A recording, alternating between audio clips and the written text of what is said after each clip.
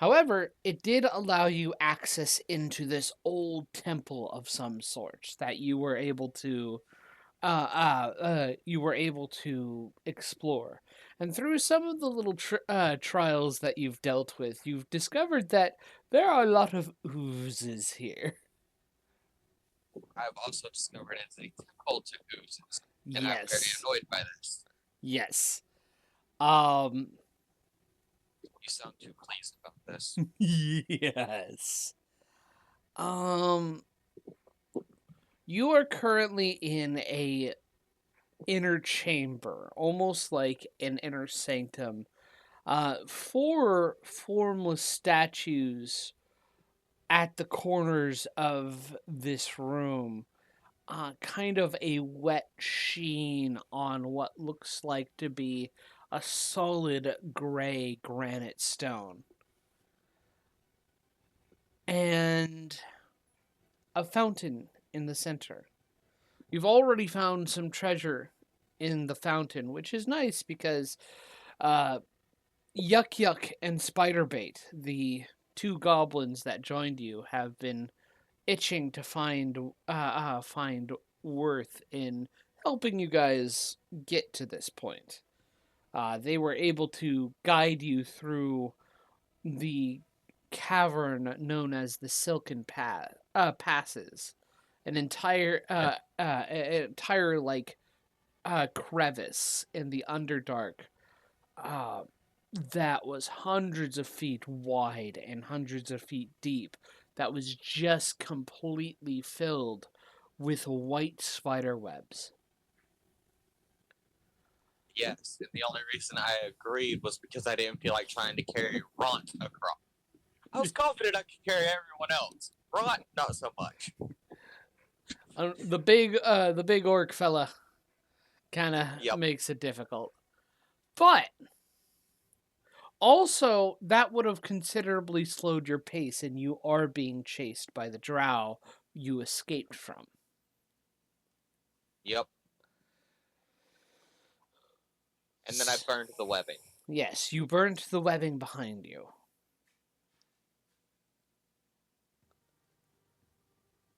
Now, let's see here. They are just finishing off.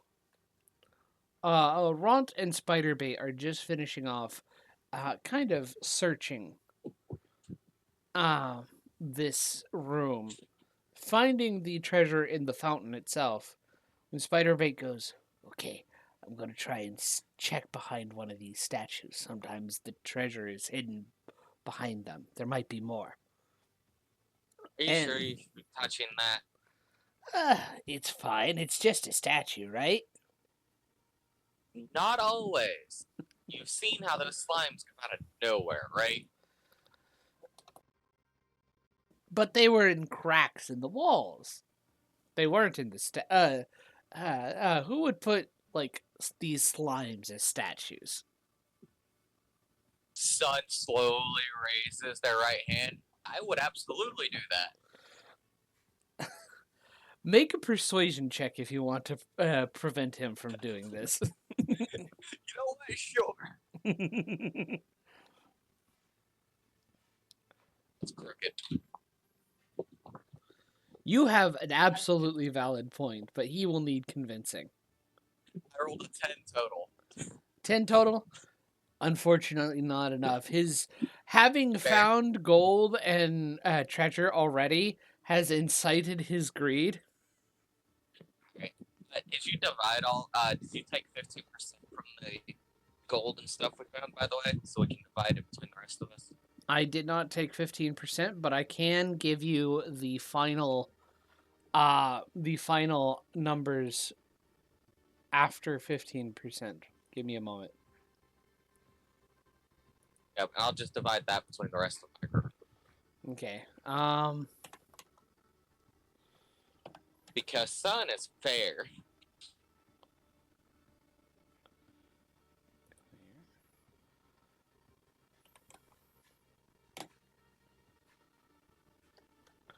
Point.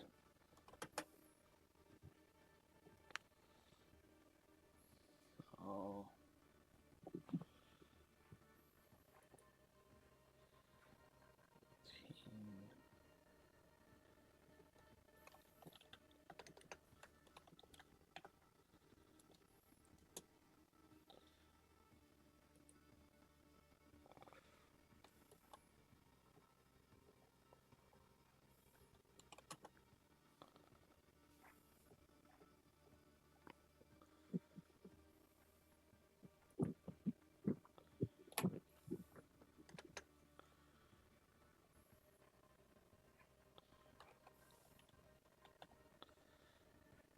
That is the coinage after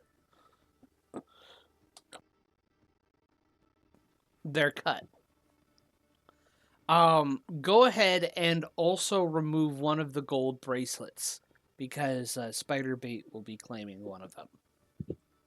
Okay. But everything else you are free to take.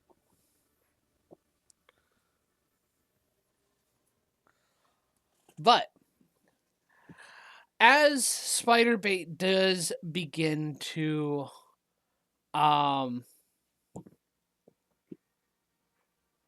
That's 14 silver for everybody. One person gets 15. mm-hmm.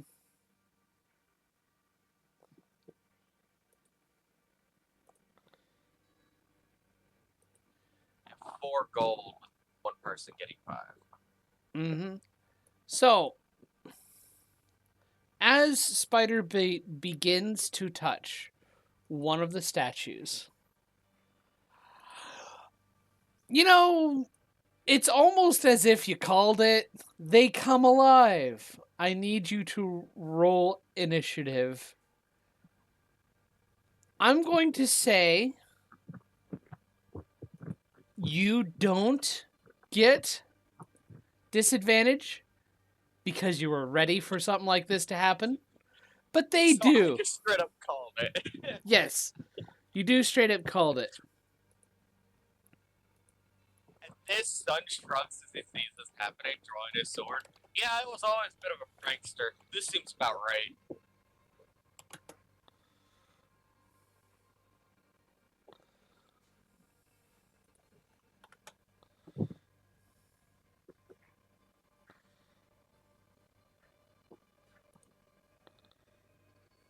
Keeping the push for it healing.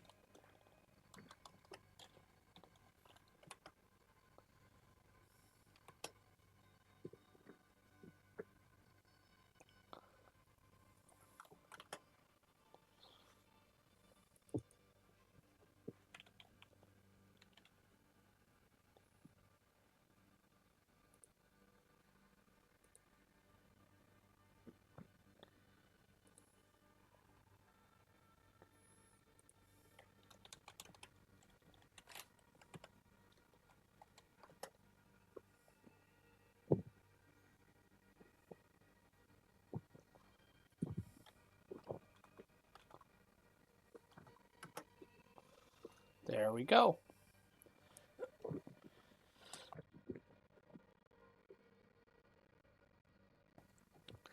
Go ahead and add your initiative.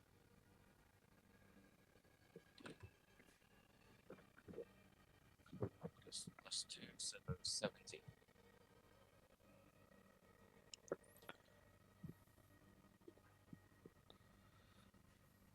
Thank you. Was wanting to register the 7 for some reason. Mm-hmm. And I go first. Yep. Oh, Lord. Okay. Yeah. Sun's eyes. Yeah, I don't have much left in me. Mm-hmm. Does this one have cover? Yes, it would have cover. Frick it. Then, firebolt the one in the back down here. Okay.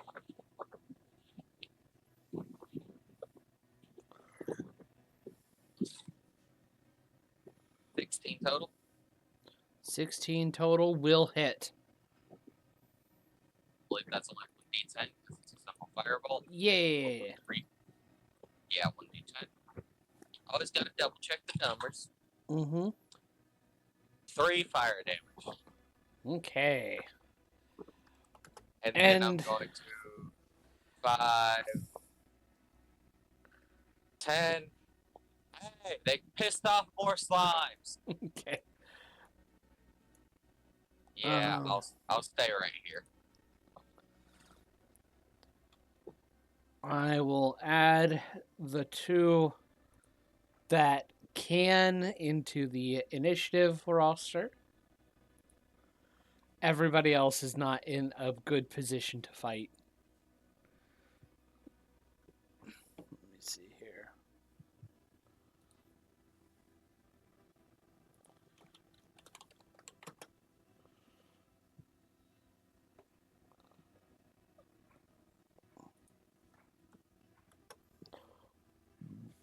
And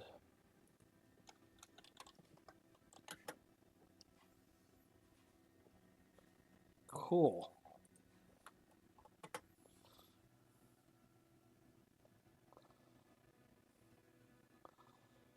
And let's do rollies for Spiderbait and Sereth. So Spiderbait still goes first.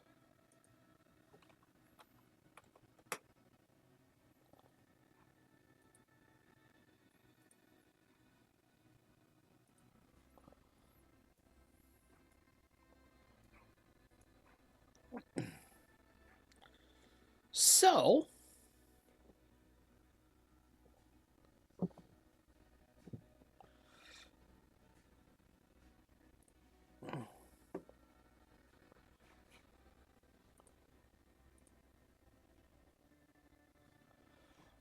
this one goes after Runt. Ron, that might hurt. Mm-hmm. Remember to thank Spiderbait for this.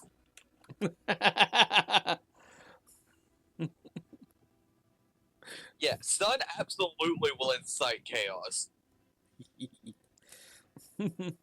Well, Runt gets hit. Ooh. He God takes. bless. Whew.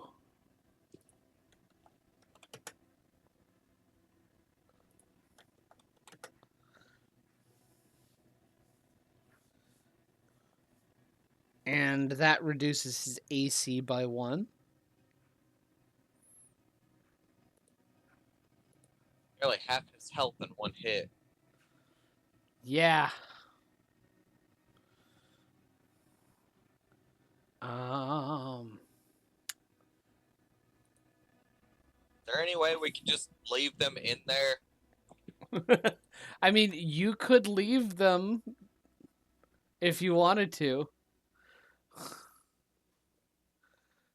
Not Spiderbait and Ron the Sun. Oh, the slimes? I mean, sure. There is a way you probably could. You could have them leave and close the door.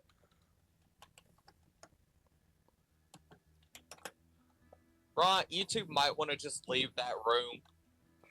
Ooh, that one looked like it hurt, bud.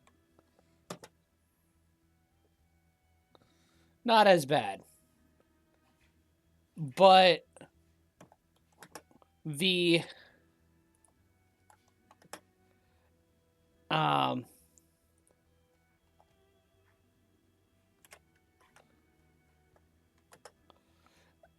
his actually he has 16 AC.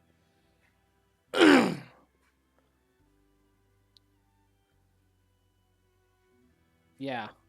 He has 16 AC because he was using chainmail. So you do watch as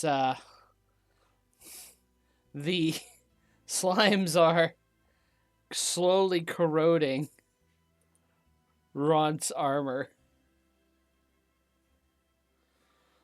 Spiderbait is next on the list.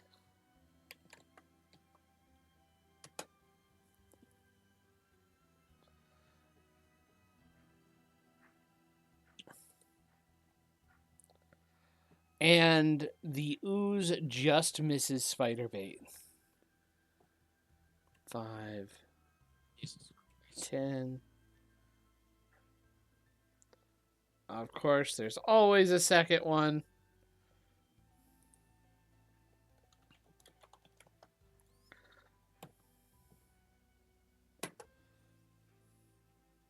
And that one misses Spiderbait. Spiderbait is really fucking lucky right now. Ron, get out of there. Fighting is pointless. They're degrading your armor.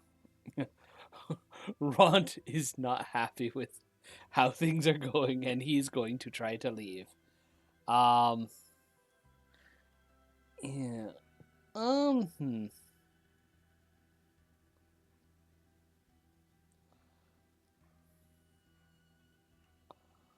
Yeah. Hmm.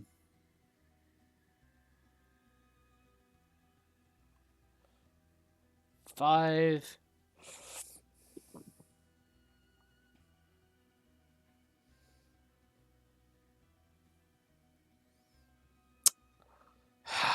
I can't give him any intelligence.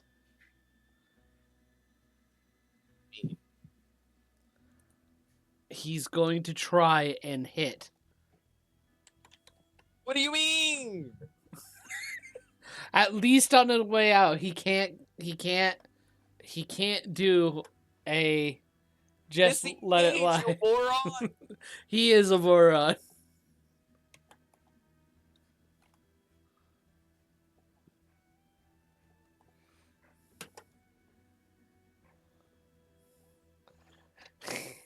He hits it.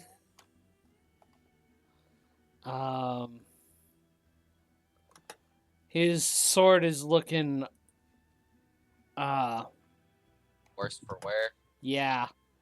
It looks like it's about ready to break. Ron, your sword is going to break if you don't knock it off. And now he moves, so 5, and they both get attacks of opportunity on him. I swear, if he dies. The first one misses, believe it or not. The second one misses as well. Jesus Christ. Come up towards me and up this hallway where we know the only trap has already been triggered. Mm-hmm. 10, He sighs, pitches the bridge with snows. So he's actually right here. 5, 10, 15, 20, that's 25. Yeah, extra 5 because he had to pass through you. Right. I count as difficult terrain. Spider bait is not so is a little bit more survival based, so he's going to leave. 5, 15. Disengage. Oh yes, he Close does. the door. 20. Does he close the door? Yes. I'll bet you next 25. time I mention there might be There. enemies, you'll listen. Sure thing. Thanks a lot for. Nearly got Ron killed. Yeah, and Ron's just like, oh, those things hurt. Yes, Ron. Yes, they do. That's why I don't like fighting them. That and the damage they do to our weapons. And armor.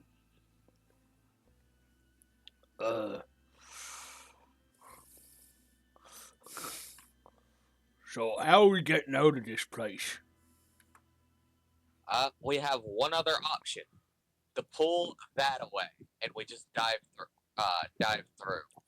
Yeah, one of the problems with the pool is that in order to get to the break in the cracks is you have to let the water rise.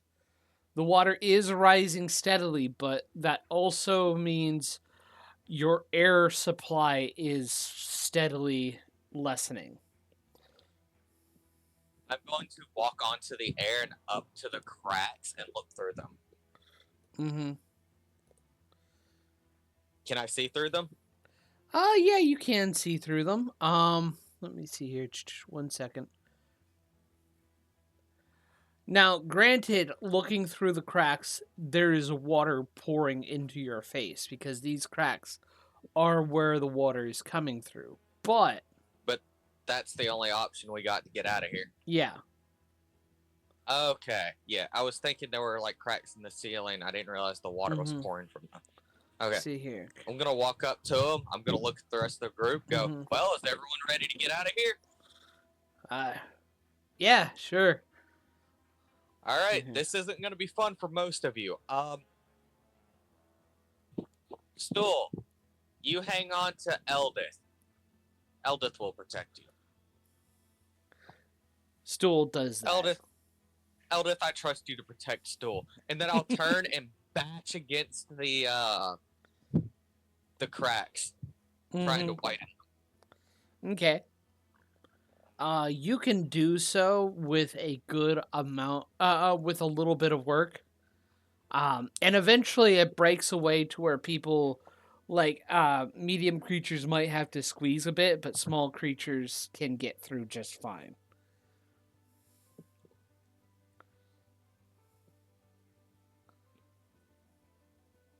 Then I will set up my rope so people can start climbing up. Mm-hmm. Okay. I ain't And risking running out of air. yeah. It doesn't affect you much, but it affects everyone else. Correct. My goal is to fix the problem with an absurd amount of people dying, not add to it. Yeah. I am going to give you half the XP you would have gotten, considering, since you did take part in the battle and. Let me see here. And such. Yeah, that's fair. I did a lot of circumventing the fighting.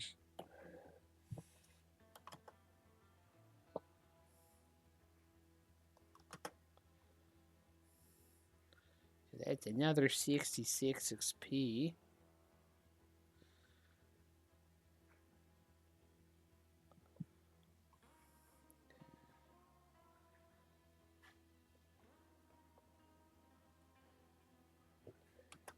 Also, I feel like I'm treating Ron like a lovable idiot right now. Yeah. Okay.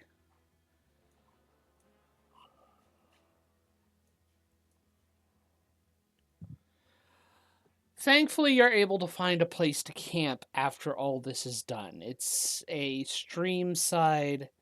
Um, it is a stream side. Actually, good lord. This would reduce your pursuit level again because of the nature of this encounter. But it is a stream side cavern in which you can just kind of take a rest as you finish up. Let's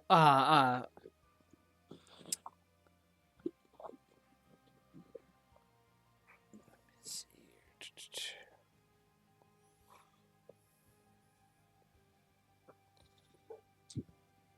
Okay. Then we will definitely take a rest, taking turns setting up watch. Mm-hmm. And I find it hard to believe they would have any kind of easy time tracking us after the cave-in and then flooding No. that area. No, they would not have an easy time. So I did reduce. Let me double check actually if they specifically say how much to reduce. I remember last time when I burned the webs, it had reduced it down to like level 2, I think you said. Yes.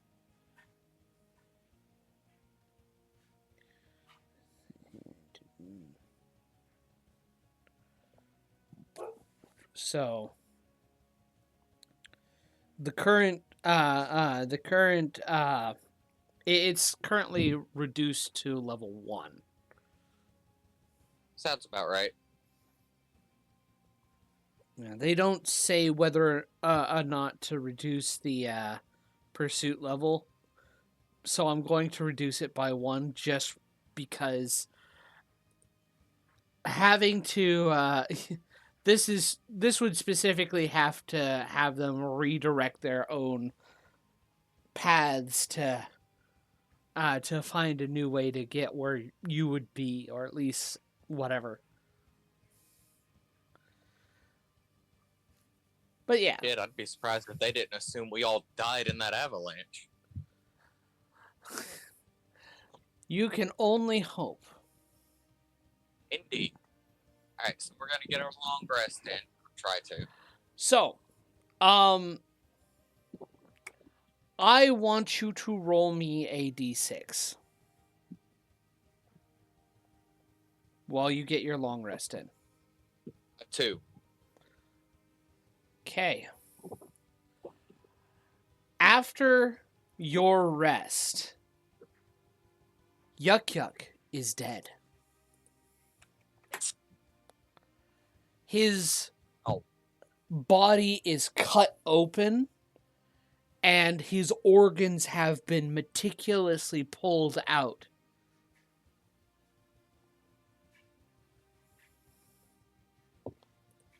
Sun comes out of their trance, stretches, looks around, sees the body, looks at it, looks at the rest of the group, looks back to it.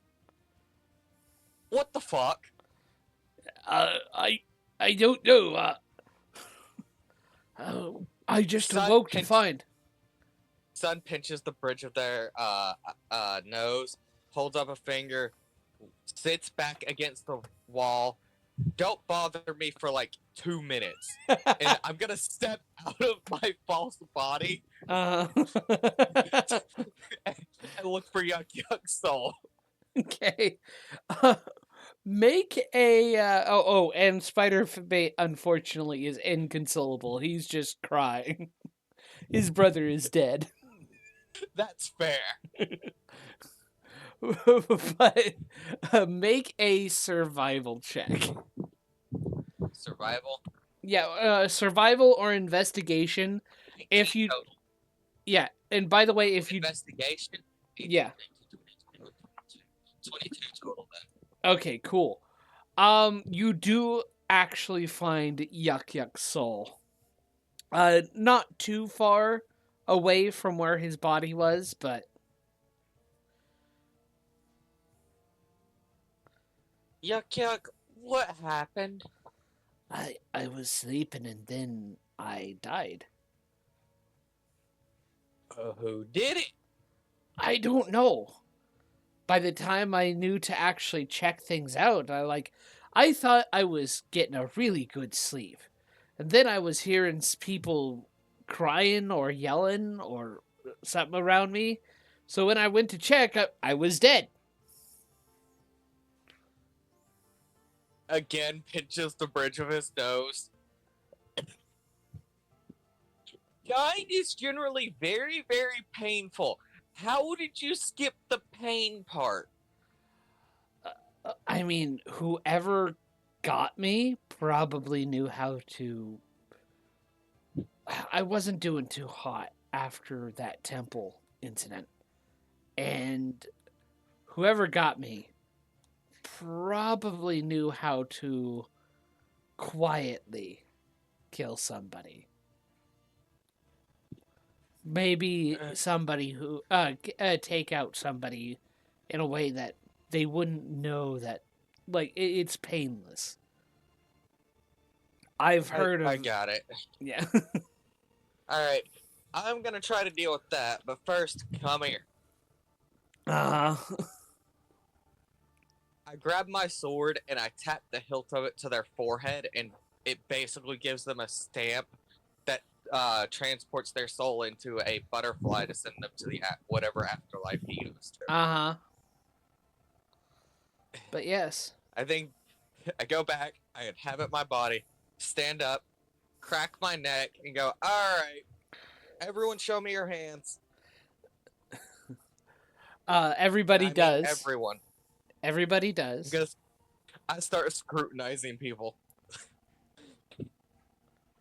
I want you to make an investigation check.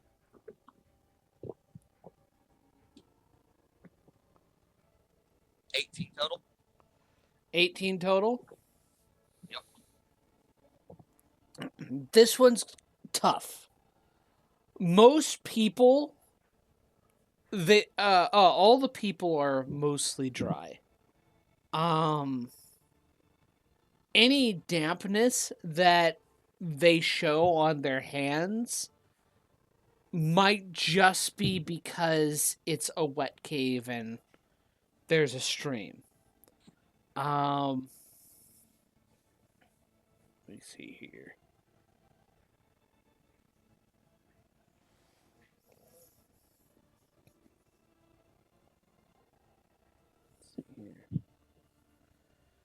You notice Ront and Bupito's hands are a little bit more damp than usual.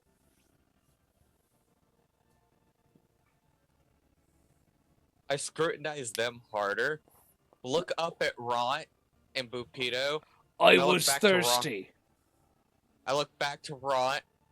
You know, I actually believe that. No offense, big guy, but I don't think you can take him out quietly enough to not wake anybody.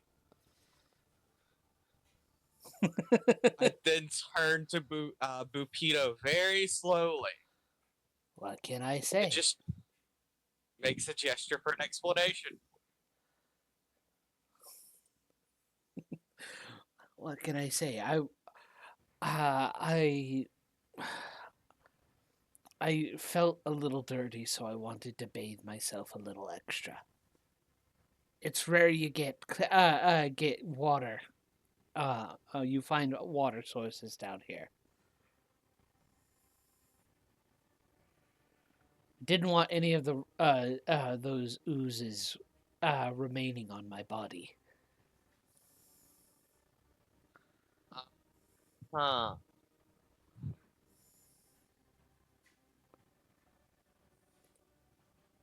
Let me see your weapons, Bupito. He shows you his weapons. What weapons does Bupito have? Bupito has a short sword, just a short sword. You'll have to excuse me for this one, Bupito, and I frisk him just to make sure he's not hiding anything. Yeah.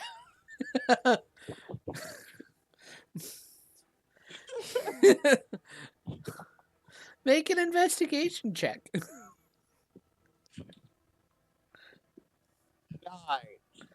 9, you don't find anything. All right. Apologies. Just had to be certain. Oh, no, no worries. I mean, you want to get down to the bottom of whoever did this horrible thing.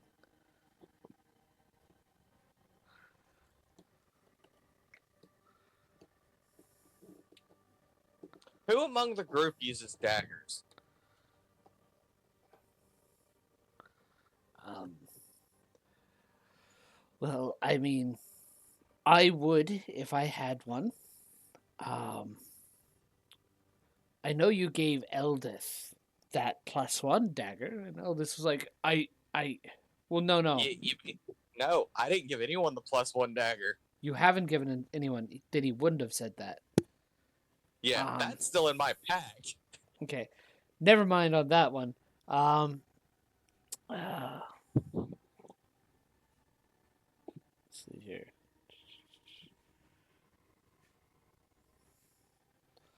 Um, I'm sure Jim Jar and Sarith wouldn't worry about wouldn't bat an eye at using a dagger if they needed to. Jim Who's Gargo, speaking? Bupito.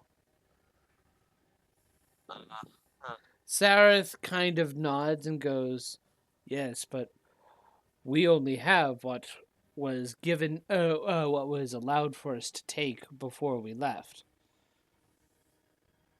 I don't have a dagger on me."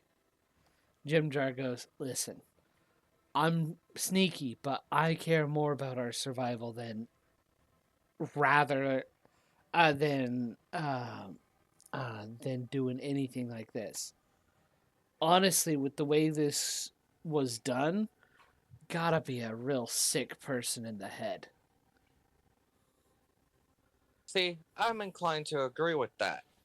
Believe it or not, I think Jim Jar has issues, sure, but I don't think he'd do this. He's definitely more the gambler type than to mercilessly murder you in your sleep for no reason type. Maybe if you gave him a reason, but not without one. Oh, or you may just not know what type of reason he would have. This is also true. Then again, he still doesn't have a dagger.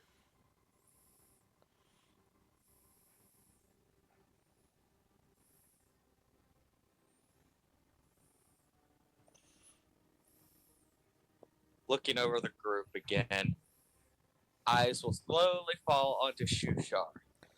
What do you think of this? This is horrible. The ending of another life is abominable in any sense. It is much. It is a horrible thing to have to have one among us who would do such barbaric acts.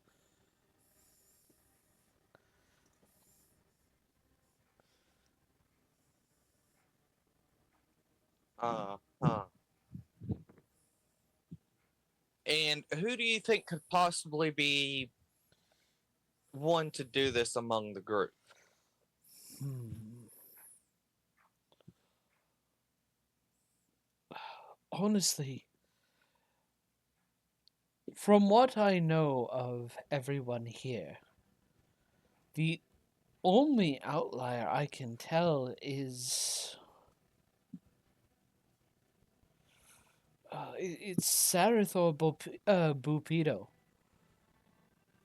Sarith is of the Drow, and forgive me for saying, even if you are one of the members, even if you were escaping with us, if you thought it would be advantageous, you would definitely, uh,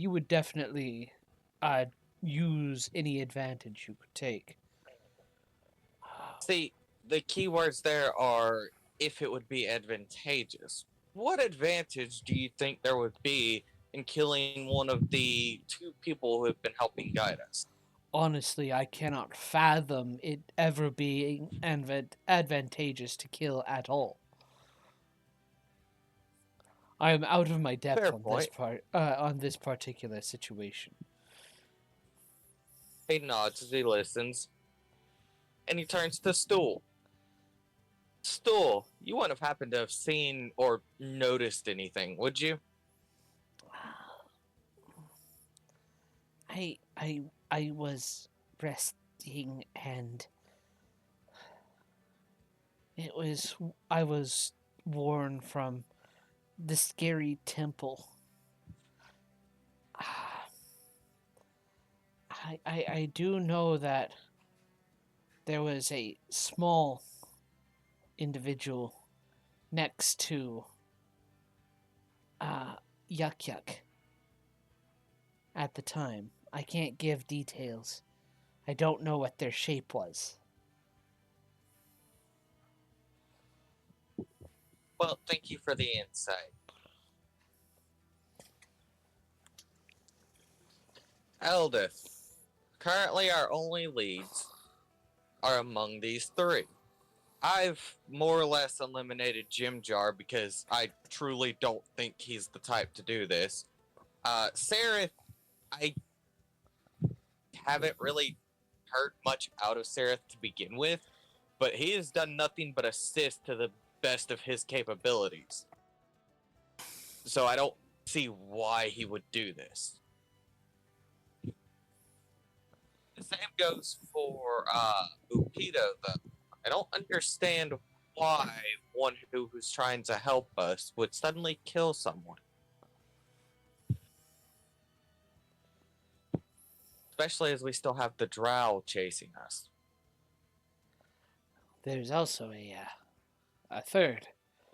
The person who was on watch missed a monster that killed them.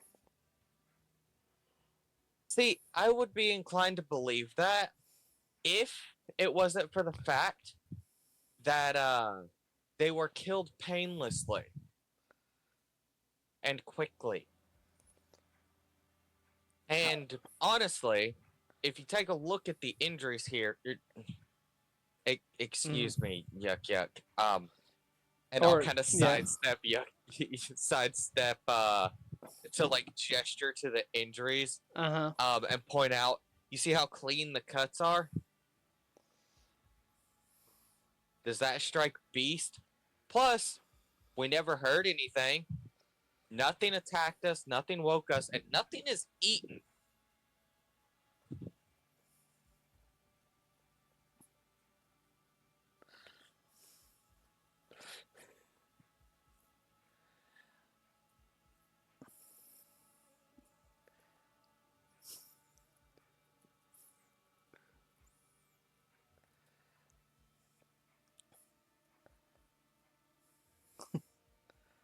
Zun just looks over everybody.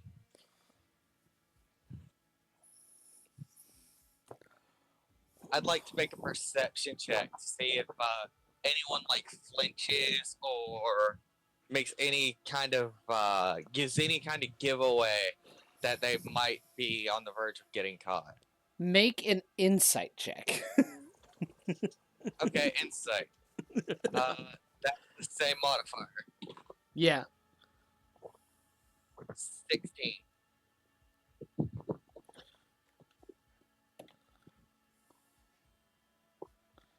One second.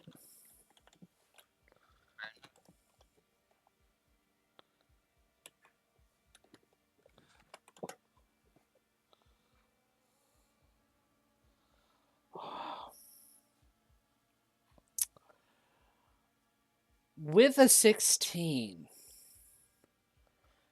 Bupido is looking rather fidgety.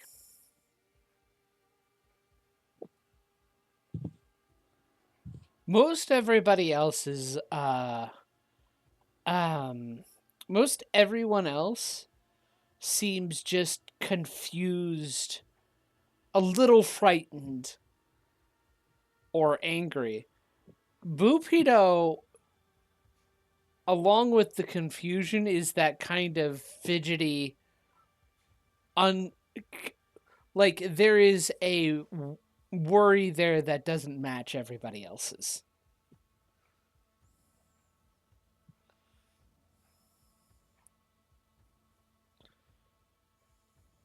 That, and I guess it'd be alright to explain how I ended up captured with you all. I believe I've already introduced myself. My name is Sun Hawk, and my true goal was to investigate the absurd amount of deaths coming from the area as of late. And making sure souls get to where they're going. I'm staring Bupido down as I say this.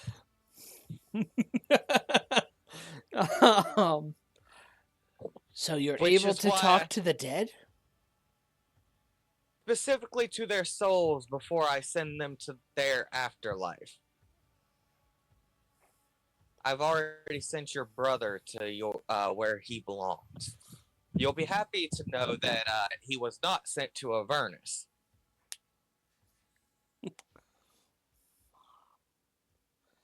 Uh, mm. I don't look away from Bupido at all as I say this. I am just staring him down. Well, it is interesting. It is only some of the more proficient members of the clergy that I would know of that would be able to speak with the dead. And normally, they would answer audibly. Yes, audibly if you are doing that. I do not speak with the dead, I speak with one's soul.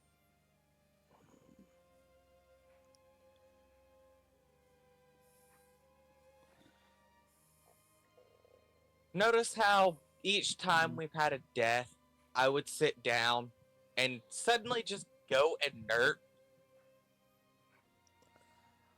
We have noted that. It has been rare, but when Darendel passed, you did do that after the fight. Yes, to make sure Darendel got to where his soul belonged. Unfortunately, he wasn't actually cursed, by the way. I just didn't have the heart to tell him that.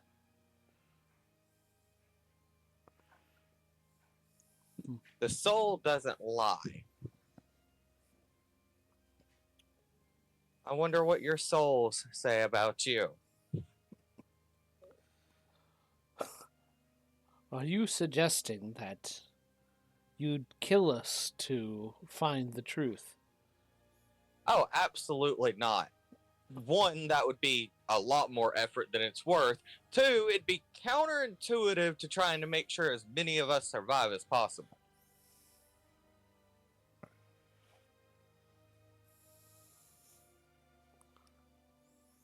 I am not going to go out of my way to start killing anybody. Now, will I go out of my way to tie someone up and drag them along if I think they're going around murdering people? Sure, absolutely. In fact, I might even let Ronk drag them.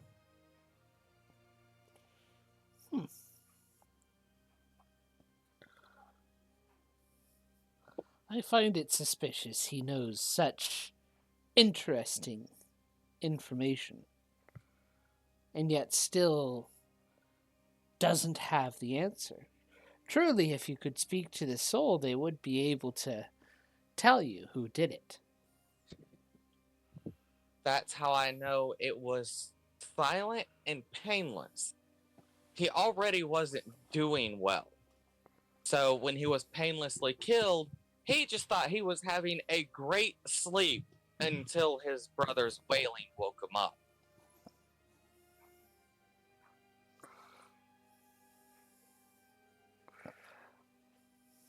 Imagine waking up to seeing your own disemboweled body with your brother sobbing over it.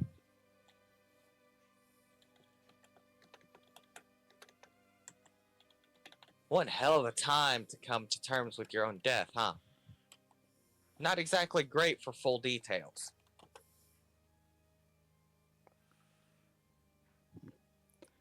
Make a, let's see here. Intimidation or persuasion check, whichever you choose. It'll be persuasion. That is 17, 18, 19, 20 total. 30, Okay. 20, let's go. Something that bothers you. Bufido's last comment was a little accusatory. And while it was an excellent point, you did feel that it was while you were able to counter it, you did feel like for a moment everybody was beginning to think think about you being the killer, except for Stool. Except for Stoll. I love that little comment. So you're really not going to own up to Own up to what? it? Alright. And I'll pull the rope off and start getting it ready. Runt, I What think is it was this? Bupido. Oh, should we not just kill him? Make sure he can't. No. We're not barbarians. Although we might do that if he confesses. Well, not if he confesses. Right now, it's a hunch. I don't want to kill somebody on a hunch. Alright?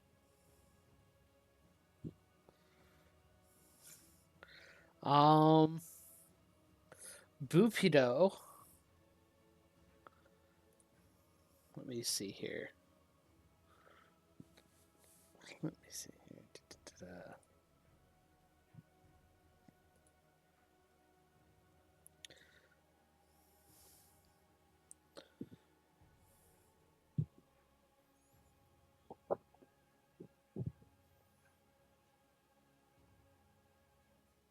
Sarah, do you think you could put him to sleep to make this a little easier?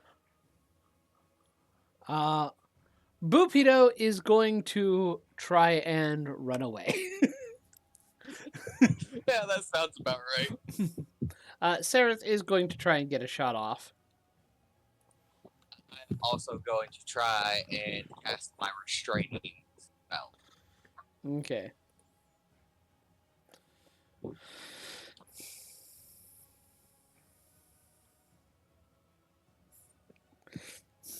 But let you make the attack first. Let's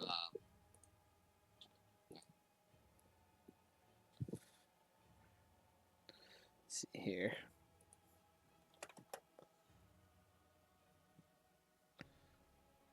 Oh, definitely hit. 17 plus 4. I made a mistake there, but that would definitely hit. Oh yeah.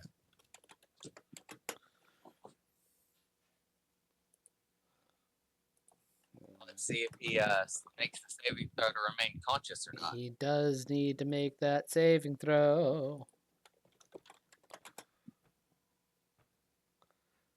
He fails. He fails. He's poisoned, but he's not unconscious. Oh bloody hell! Okay. Yeah, they have to fail by 5 or more. Alright, then I need him to make a strength saving throw. Okay.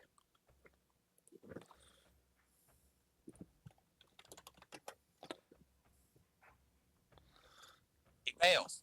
He fails. So he is prone restrained. and restrained. Yeah. He's prone and restrained, and his movement goes to 0. He is struggling against the spell you've cast on him. He's like, ah.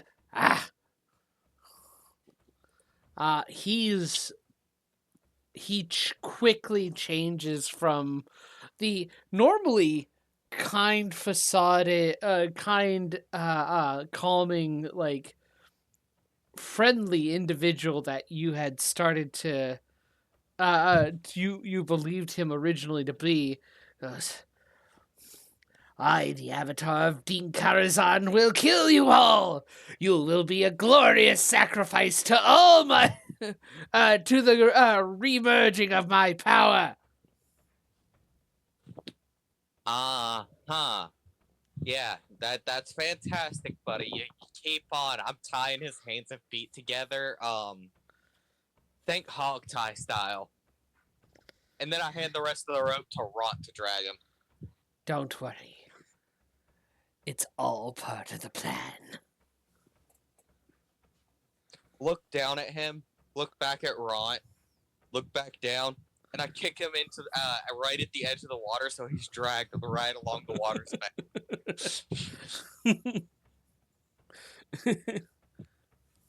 I then dust off my hands like that definitely did something. Well, glad I made the right call there. We should really bury him before we do much of anything. How would we bury Yuck Yuck? This is all stone. Fair point. And unfortunately, I don't think we can bring the body with us, especially not in that state. It'll be fine. It'll be dealt with. The Underdark will feed upon it. It's okay. It's what he would have wanted. All right. Then let's get a move on. And I really am sorry about this. I'll pat him on the back and then start to walk. Mm-hmm. Okay. I do check to make sure Ront is just dragging him along. Oh, Ront is just dragging him along. Fantastic. So I just hear the occasional ow, ow, ow, Ah, ow, ow, ow. Look at I'll have silence.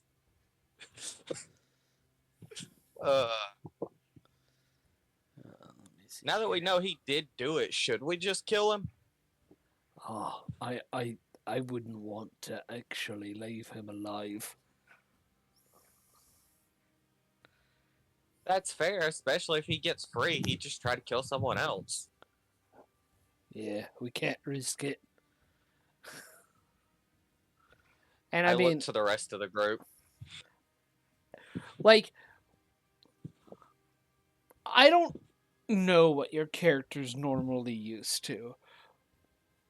Shushar is the only one who looks horrified by the idea of killing this guy. Everyone else has the grim determination of, he's gotta go. He's a threat to us. So my character is part of a combat specific squad. Uh-huh. So very much used to having to deal with this bull crap.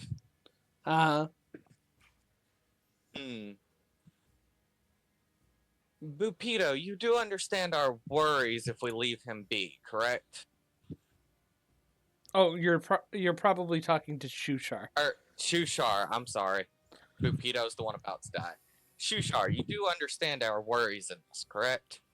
I understand your worries, but they're harming another life, despite how crazed they might be, isn't the way to enlightenment. It's not what an enlightened soul would do. And after all, destroying a life destroys a part of yourself. I don't think that's necessarily the case. We all change based on our own experiences. A world is Um, destroyed because their life is snuffed out.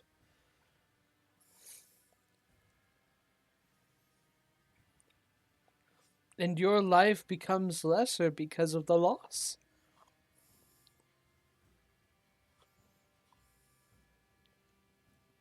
Not necessarily. People can live on through the memory of others. Take, uh,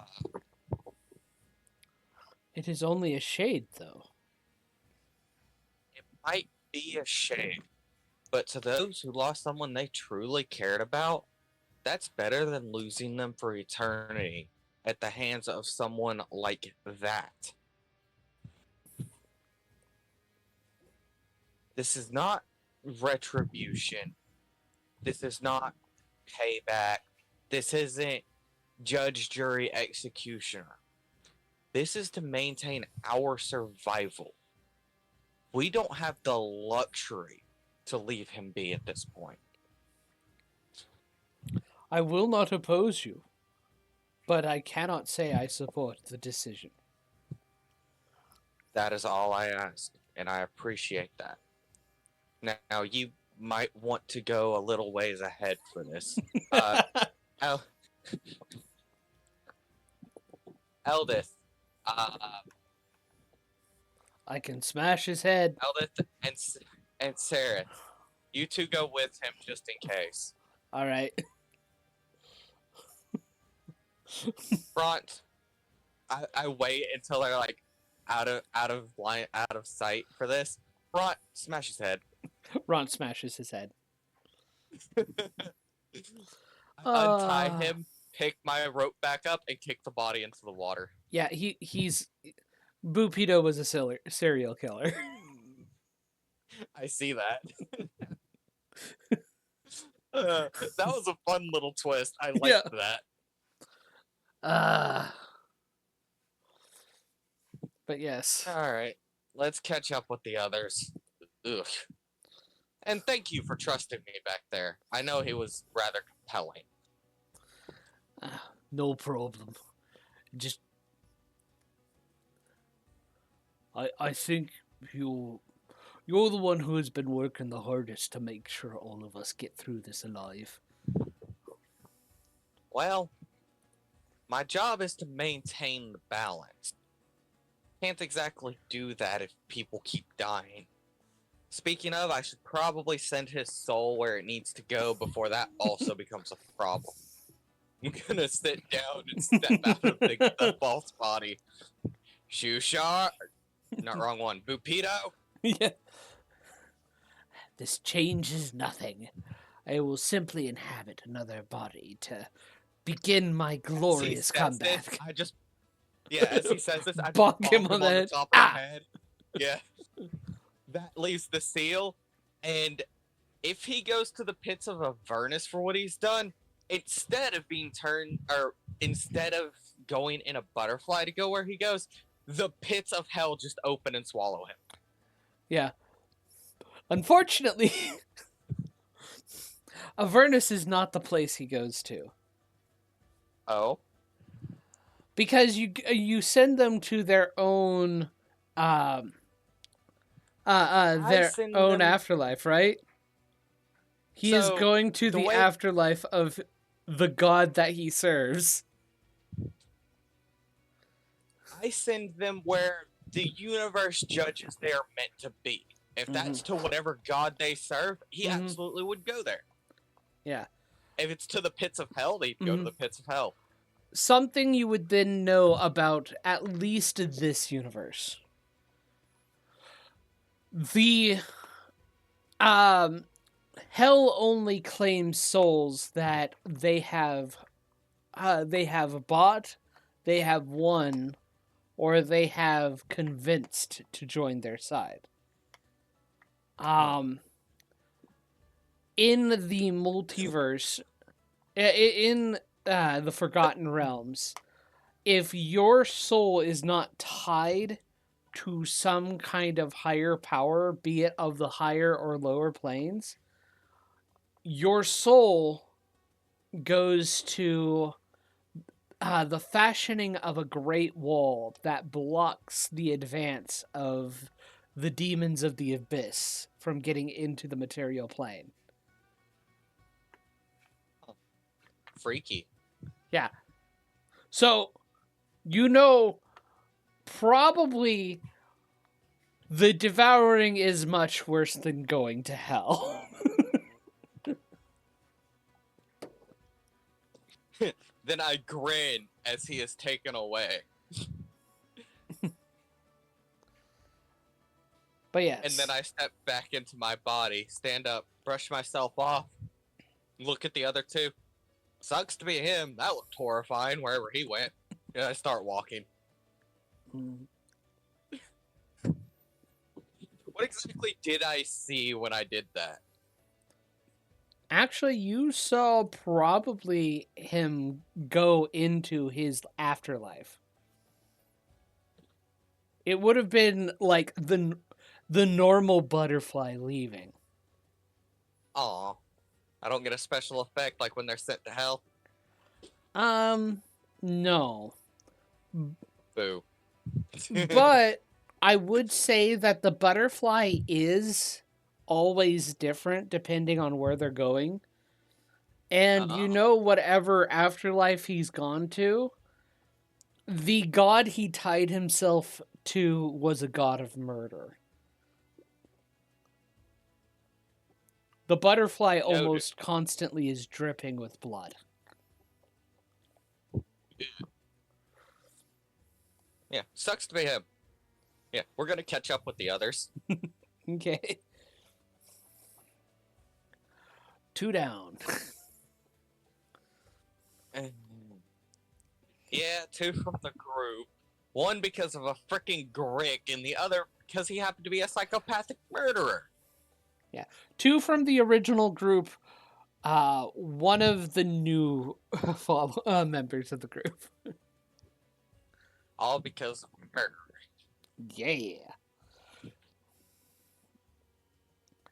Alrighty. Alright. We will also be taking watches in teams now, just to prevent this from happening again. Yeah.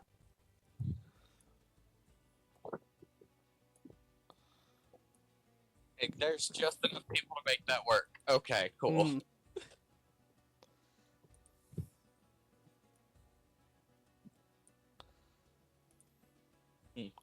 Alright, I will be right back. Take your time.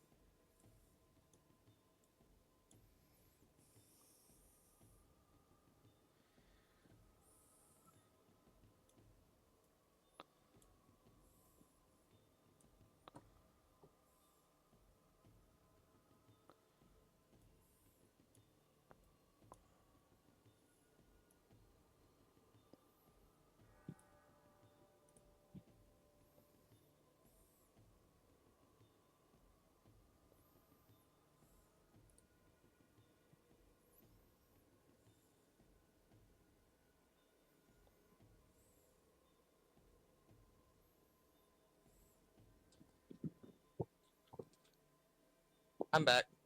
Welcome back. Yeah, sorry. Mother's here for the evening. Ah. Yes, I wanted to take a couple minutes to go see her before she went to bed. Mm-hmm.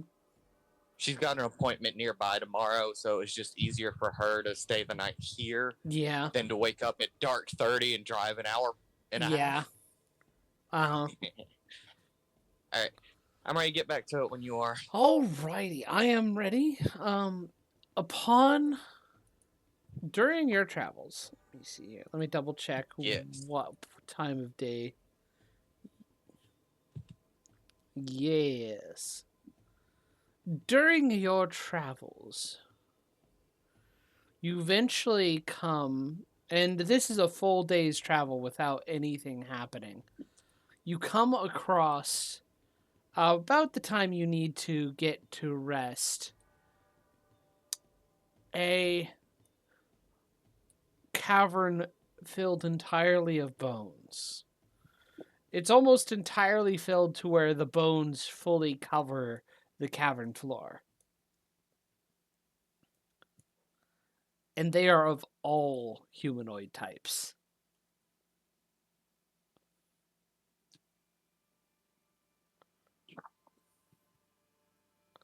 And other types, not just humanoid.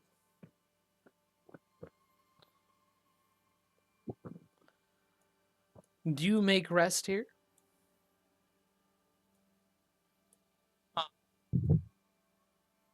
I don't think we should stop here. Okay. I will say this to the group. Mm-hmm. So I think I see a token I'm not supposed to see right now. Well, you will probably eventually see it. Wait, which token is it? Is it this one right here? I see a mushroom token here. Yep. I see a mushroom token here. Yep. I see a bigger mushroom token here. Yep. Then I see a giant worm. Let me double check. Yeah, I'm pretty sure that's the one Yeah, I'm pretty sure that's not the one I'm supposed to see. Yeah, I set this to daylight mode. It shouldn't be daylight mode. There we go. That's much better. Thank you. Okay. Alright. Yeah, seeing all these bones, I do not like this. Yeah. Everyone pretty much agrees with you. And we're gonna move forward. Fluster everyone a little bit. Mm-hmm.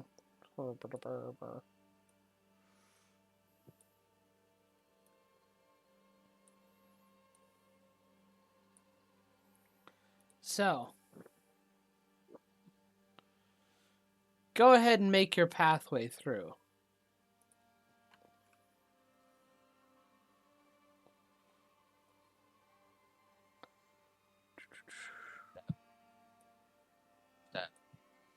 Step. Okay, I can see a bigger mushroom on the left side. Mm-hmm. And these fungal growths are natural fungi. They're, we'll say they are Zerkwood fungus, simply just being here, which is not too much of a problem.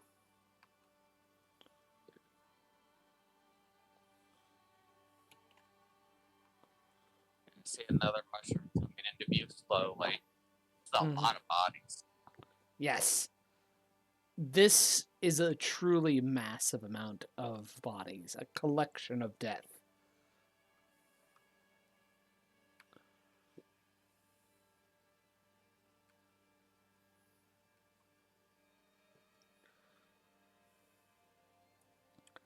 And it is about here that you would probably see the form of a carrion crawler picking at the bones, looking for a morsel to feed on.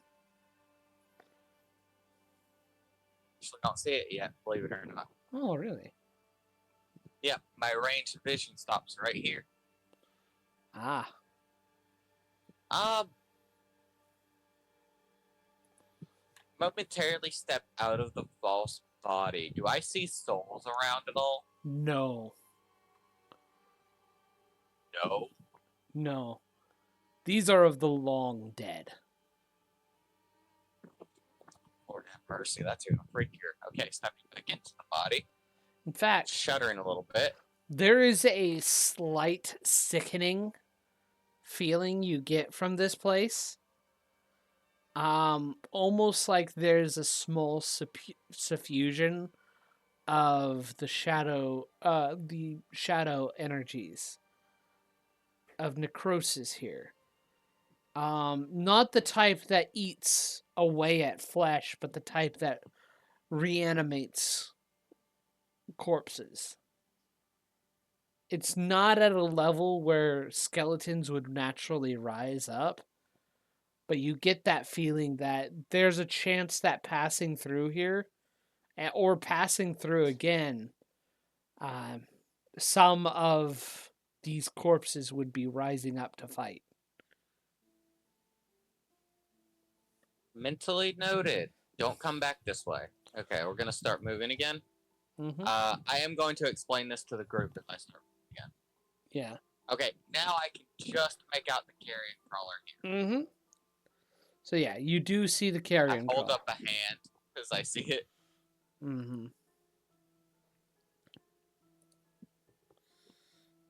I have no idea what that thing is, but I don't want to fight that. Well, it might be worth getting to actually be able to eat its flesh.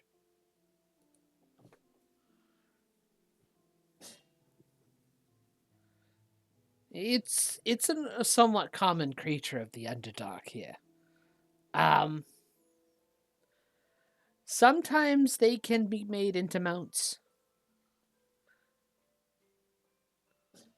I squint at him. What? Is that a joke? Do you think horses could make it down here? No, but riding an odd worm creature doesn't seem quite right either. I mean, you gotta take what you can get in the Underdark. And sometimes what you get is carrion crawlers. I look to the others. Most of them are actually supporting your that story.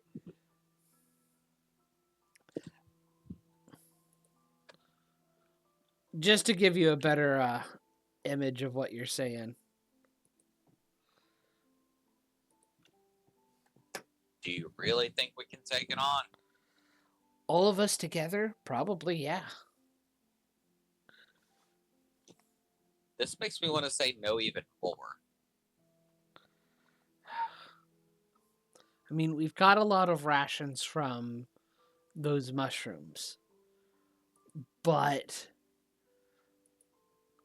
even if we don't even if we take advantage of the let me see here.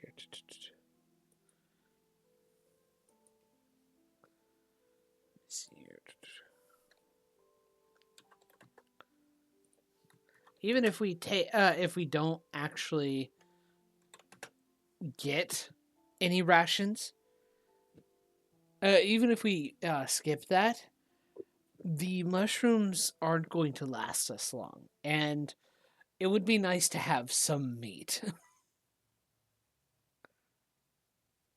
All right. We'll do that then. Is everyone ready? Yeah.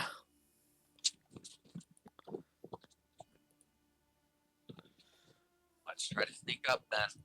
The closer we can get without triggering its senses, the better. Mm-hmm. Make stealth checks.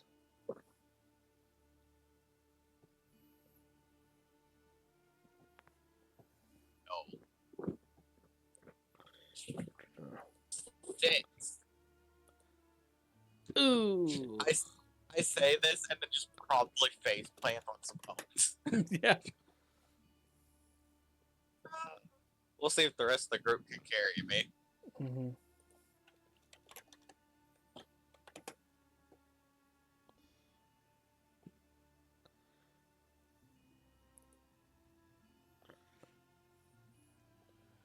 He's going to stay behind. He's going to move back instead of forward.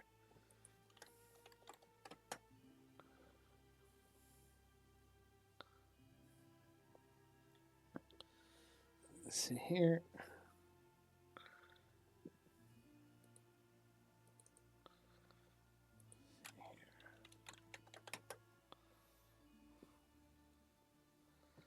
Oof. We're not doing hot. Yeah. Roll initiative. Because I don't think, yeah. You guys aren't going to be able to.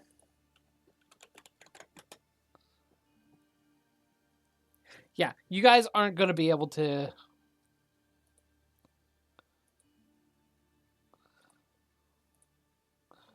Stool is going to stay back with Shushar. Mm.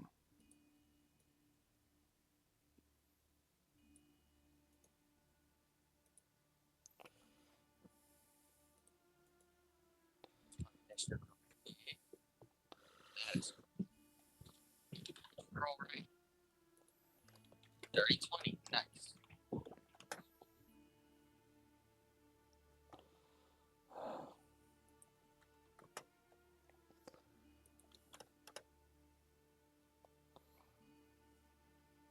How far did we get? Probably about 10 feet before. Okay, I'll just move my character to the feet.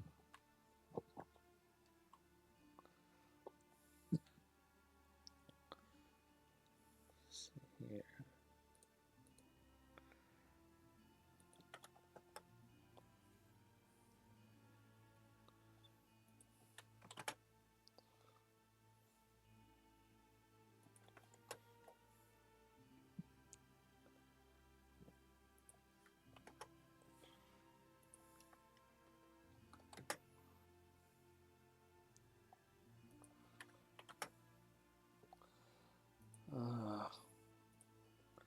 Real quick, let me carry and crawler this beach.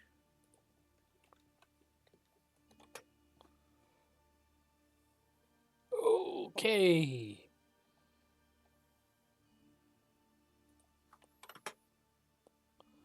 Runt and Sereth. Cool.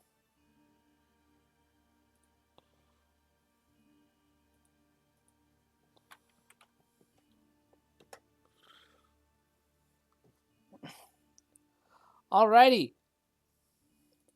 Starting us off. Son, it is your turn. Okay, doke. Here. 5, 10, 15. What's the distance here? 25. Okay.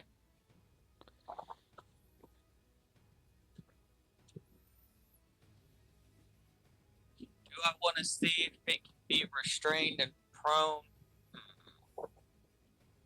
It's a giant worm. It is a giant worm.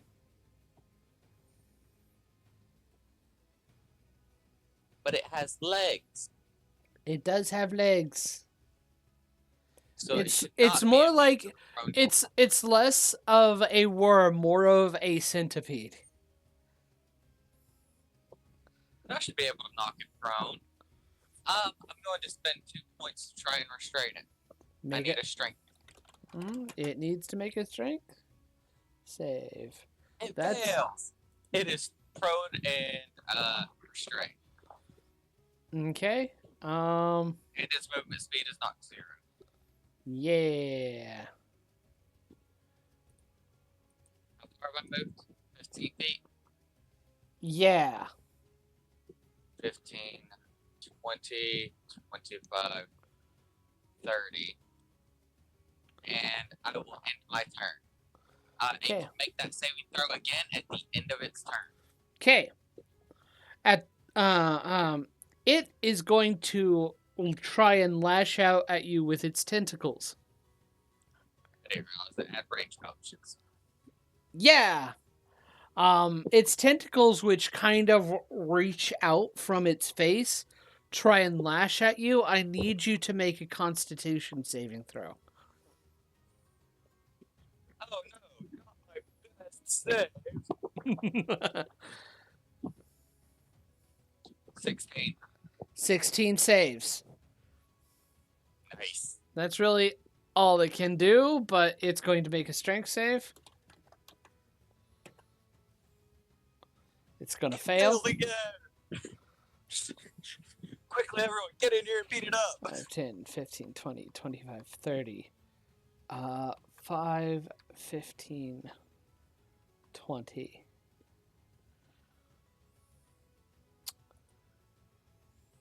Jim Jar. 5, 10, 15, 25, 30. He's going to shoot at it with his crossbow. Advantage. Advantage.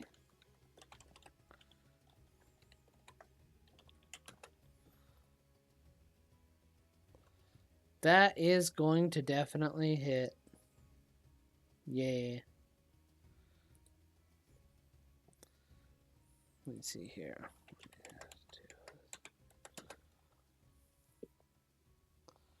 Nice.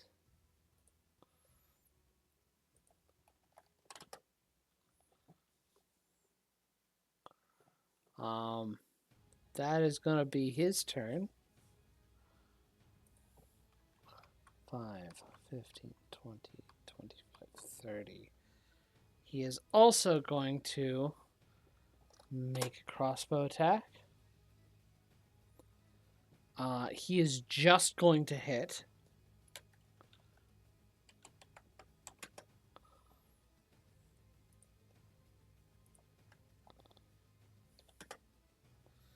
Okay, and... Thing is having a bad day, thanks to me. Yeah, it is. Needs to make a con save. It does save. It Looks is like wrong. con is also its best stat. 5, 10, 15, 20, 25, 30. 5, 10, 20, 30. And then it's Spiderbait's turn. 5, 10, 15, 20, 25, 30. He's going to use his short bow. Oh. That's interesting. So something fun about Goblin Warriors, the new Goblin Warriors. Holy shit. Apparently Spiderbait has some pent up rage. But It's so. They do extra damage if they manage to get advantage on the attack roll. Damn.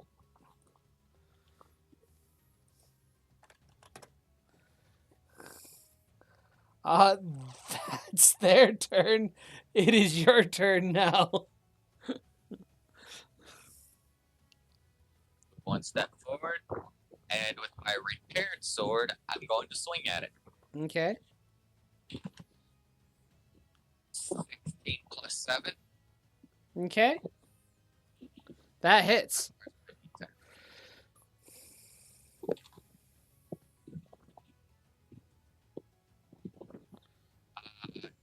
10 plus 4. Okay. No, strength. I'm sorry. 10 plus 3 for 13 damage. Mm-hmm. And I am going to use my racial feature for extra necrotic damage. Yeah. Double check what that was. Mm-hmm. When you make a successful weapon attack against a creature, you can choose to deal an extra 2d4 necrotic damage. So 2d4. Yeah.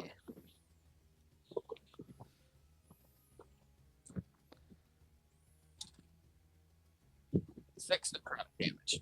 Yeah, it's dead.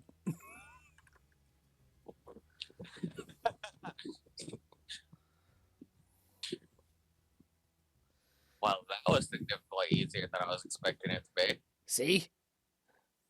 With all of us, it was fine. And now we have meat. Fair enough.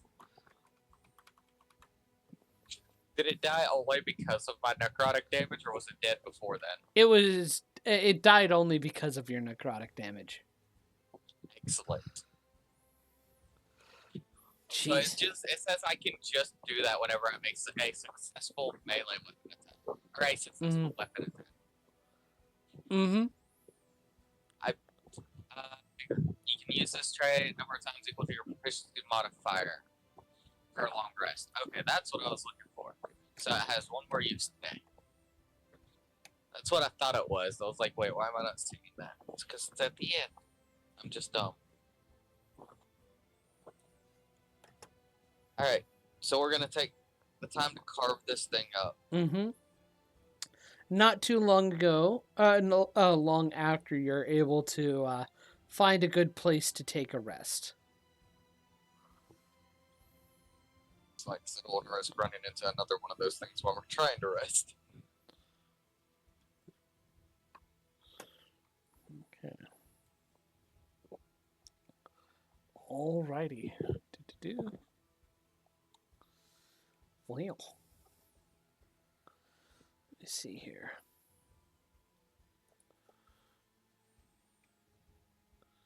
Day 20. During your travels of the next day, before you take a rest, you do come across a muck pit. Okay. Give me a moment. There's no there is no combat to this. So we're not gonna have a map for it, but let's see here.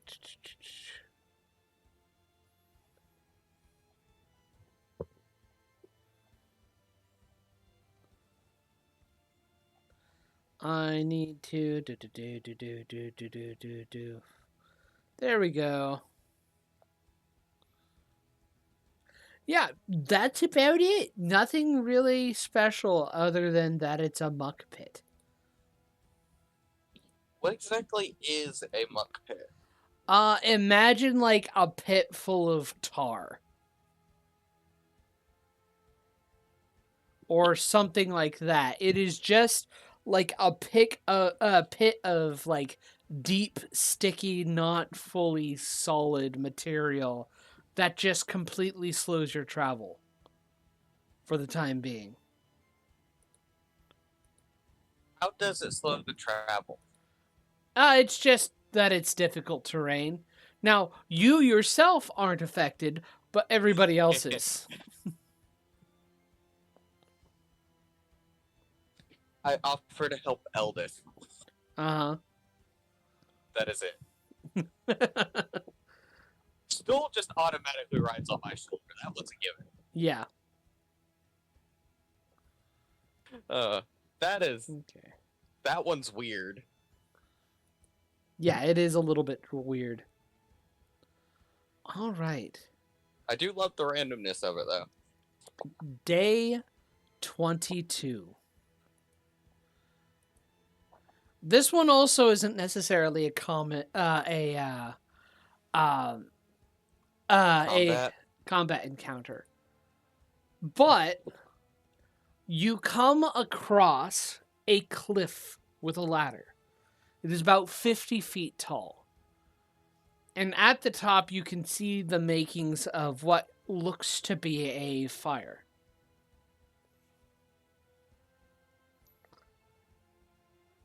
Or some kind of camp. Yeah, I'm gonna walk up and poke my head just above the cliffside. You see two shield dwarfs sitting by the fire. They actually look at you, and There's just a tense moment of not entirely sure. I'm also off to the side of the ladder. I Yeah. didn't use it. Oh, good. You don't seem hostile. Okay. You're not Drow. No, we're escaped prisoners of Drow. I have a whole group with me. Oh, mind if we join your group? We also escaped. Not at all. Just be aware there is one Drow that is among us, but that is also because they were imprisoned with us, so they escaped with us. Okay, they shouldn't be. Also, at this point, I would have given that +1 dagger to whoever wanted it. Let me see here. So someone in the group has a +1 dagger. So you have added 2 more to your number. And also, just for added bit, you could push the ladder down or pull it up. You could pull the ladder up to prevent people from behind, if you wanted to. Oh, I absolutely do. Okay. Once I have the entire group up, I pull the ladder up with us just to prevent them from getting it. Well, in that case, your pursuit level is 0 now. Stop them in their tracks. No. Swipe or no swiping moment. Let me double check.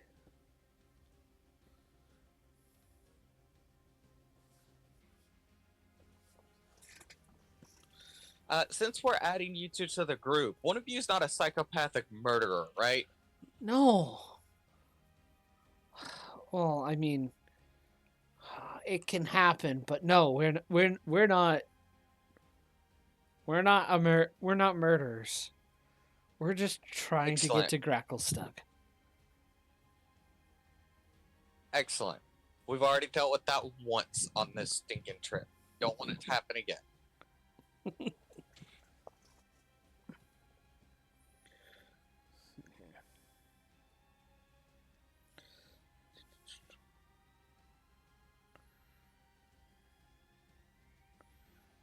All right. I really do wish I could see their face when a head just pops up away from the ladder. They are surprised, to say the least. That tense WTF moment. Yeah. Then when they don't immediately attack. Excellent, you're not hostile.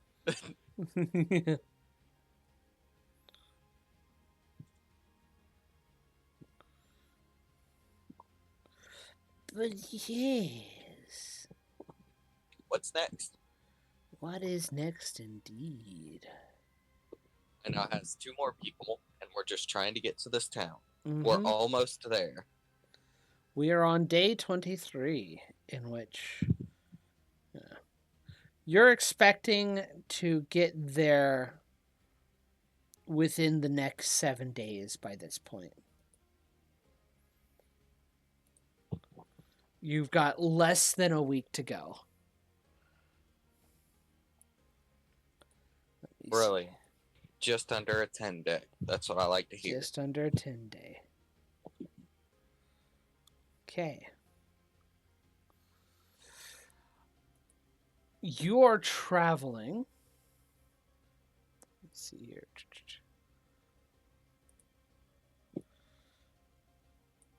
And just to get some knowledge on where exactly you guys are and such, go ahead. Let's see here.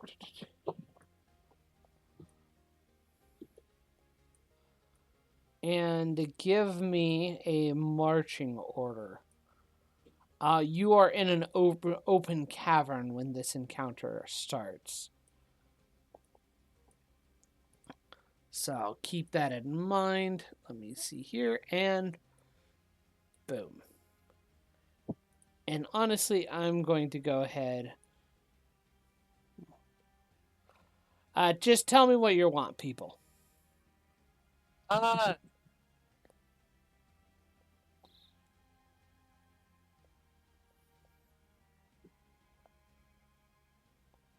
runs up towards the front.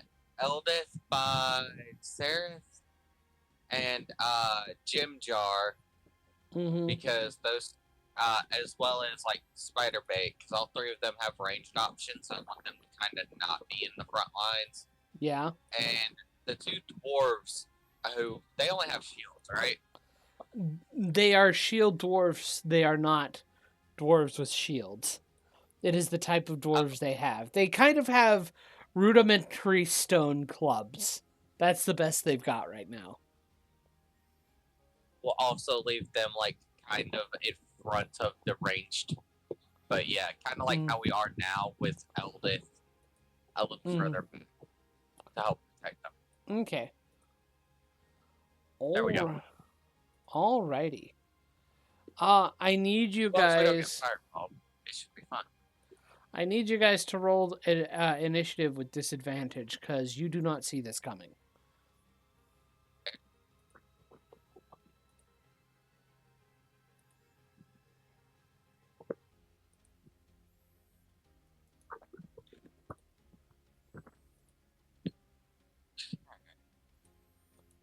It's 16 total. Nice. Let's see here.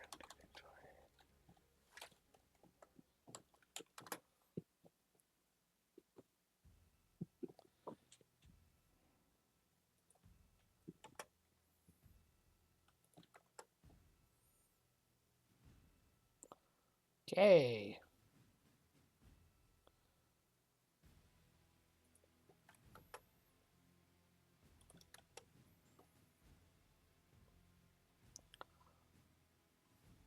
Okay.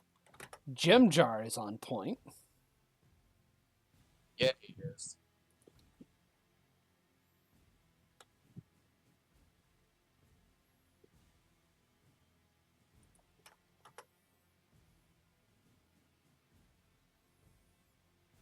Oh. Jushar would not be here.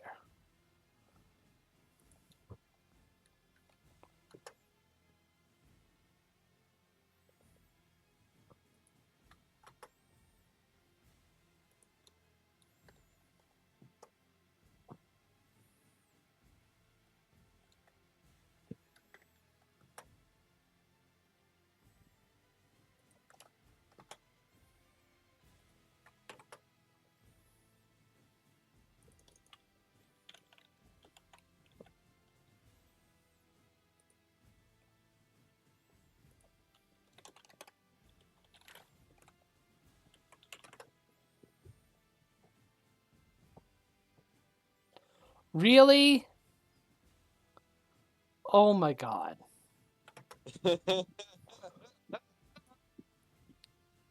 Oh, that is something. Okay. Gem Jar is the first to just kind of like stop and go, guys, everybody wait, don't move.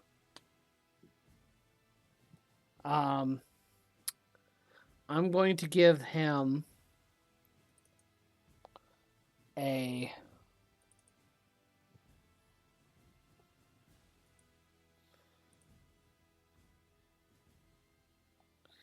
I'm going to give him a attempt to spot this thing.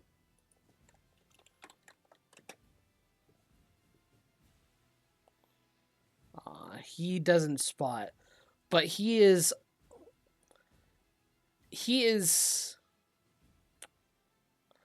Oh, yeah. He still doesn't spot. He was supposed to be adding +6 to that. But he's like tipped off that something's wrong.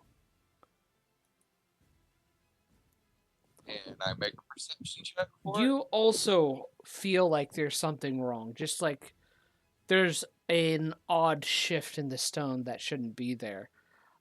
Make a perception check.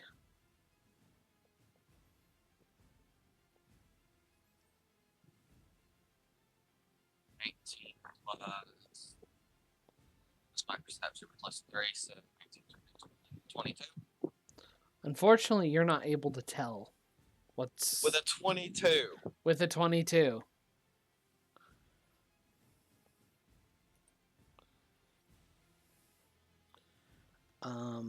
Sereth is I also... literally could only roll one more higher with a net 20.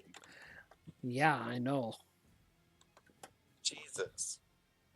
Whatever is hiding is has gotten a really high high stealth roll. And Spiderbait is also going to, although he is not as good, he's going to do a perception check.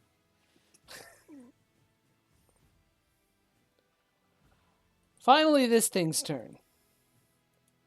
And it is going to attack you.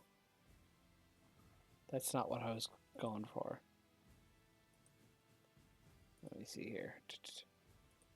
As a Roctopus attacks you from stealth.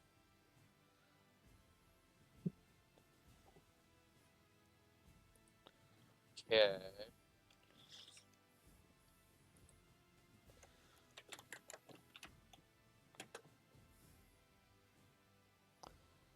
Wow, okay. God bless. I don't think there is anything I can do. Let me check my spell list real quick. Yeah.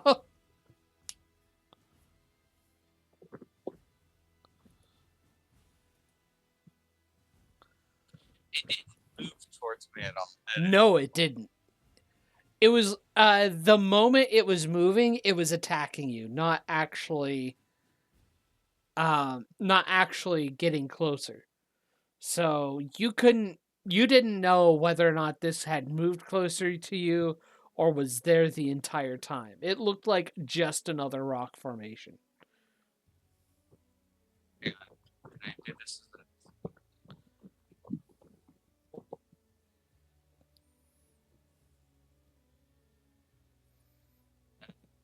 Shit. Okay, yeah, nothing. Roll your damage. This is gonna hurt. This is gonna hurt. Not as bad as I thought. That's 12 damage. Okay, that's not nearly as bad as I thought it was gonna be, and that could have been so much worse. If you Could didn't have roll been so low. so much worse. You are also grappled, by the way, and restrained. Okay, I can still hit it. You can still hit it, but you have disadvantage. Ront is going to attack this thing.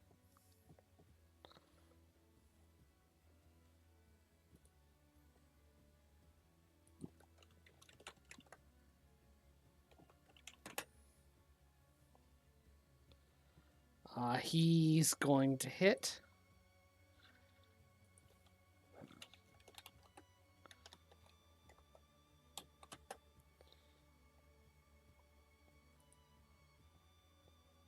He's going to deal damage.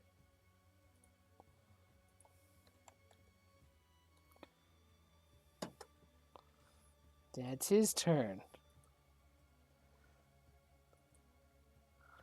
Eldith is going to stick where she is and provide protection.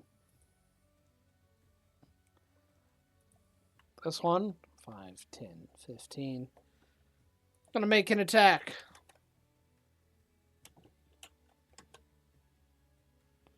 Gonna hit. Gonna deal 2 damage.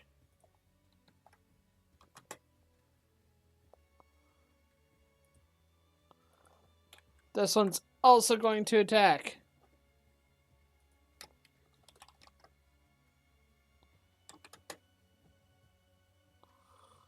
Gonna miss.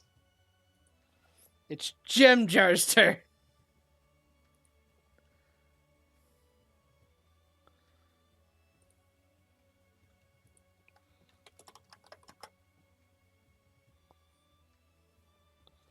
Gonna hit.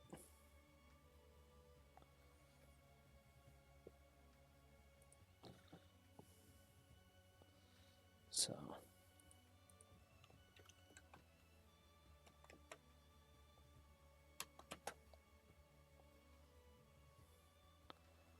Okay. And now it's your turn. Okay,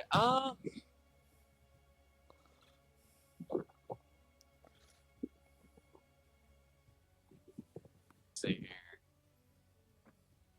Let's see if I have anything I can do that wouldn't be a disadvantage. Like a touch range spell. Mm-hmm. Nope, I don't have anything like that. Guess I'm rolling at disadvantage to hit it with my sword. Make an attack roll with disadvantage.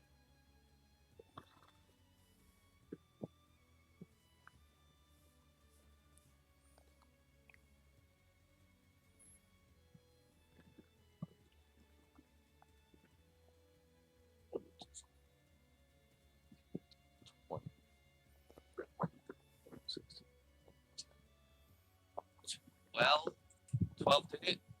12 hits. Really? Yep. I rolled a 5 plus 7. So I'm going to go ahead and use one use of my extra necrotic damage too.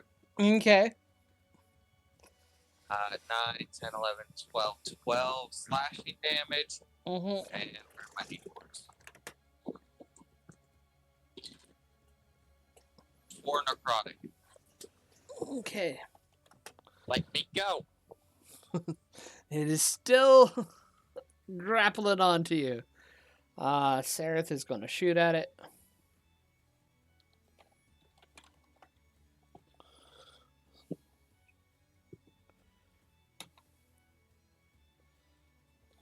Four.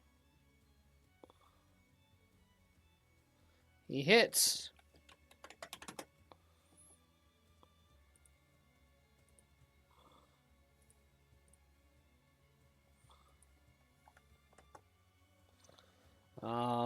It needs to make a con save.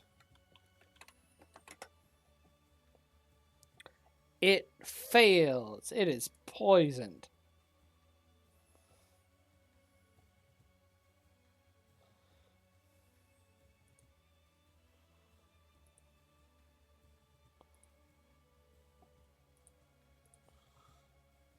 Appreciate Spider-Man finishing it off before it has a chance to really do damage to me. Mm-hmm. Spider-Bait is going to try and finish it off. Gonna hit. And does minimum damage. The octopus is going to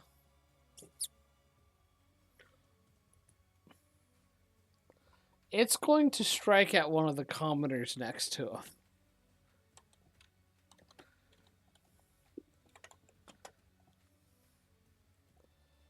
Ooh, that hits.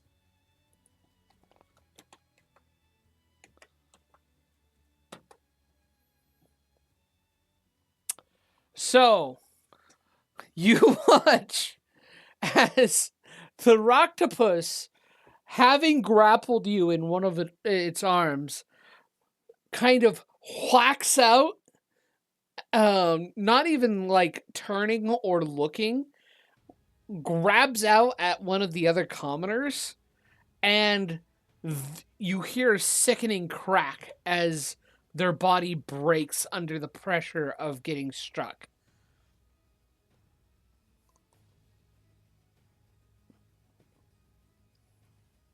Just kind of sighs as he hears this and shakes his head. Let me see here. Ront is going to strike and miss. Eldest is going to jump in, enraged at her.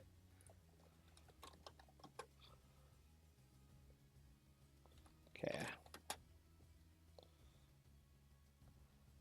And she finishes off the octopus. You are no longer grappled and restrained. Son looks over the guy and just kind of shakes his head.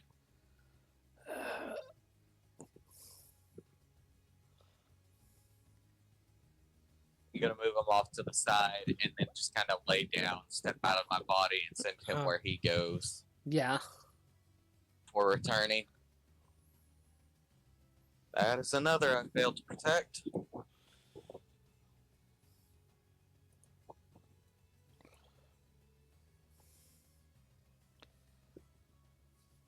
It is unfortunate, but you Jemjar kind of sidles up to you and go, "Listen, it's not your fault. The dangers of the Underdark. It happens." Well, I should have warned them not to get involved in the actual fight. You didn't know it was going to be able to hit that hard beforehand.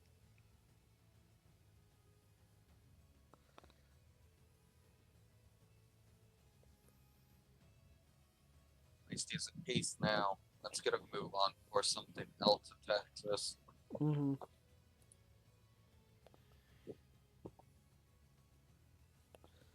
Yep. We will move on. Moving on. We will harvest the octopus for me, though. Yes. And you're able to get long rest from that.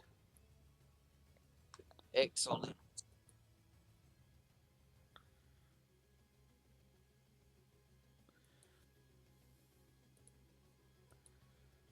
Alrighty. At full health. Back at full.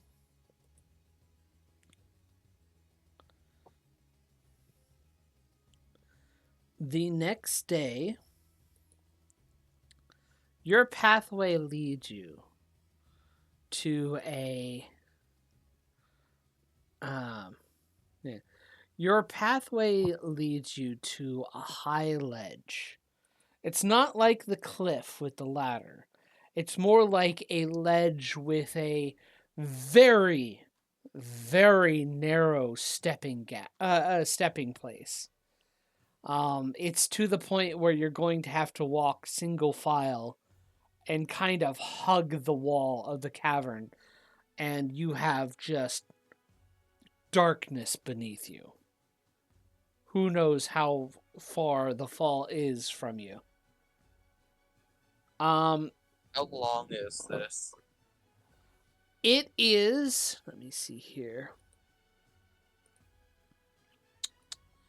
It is a.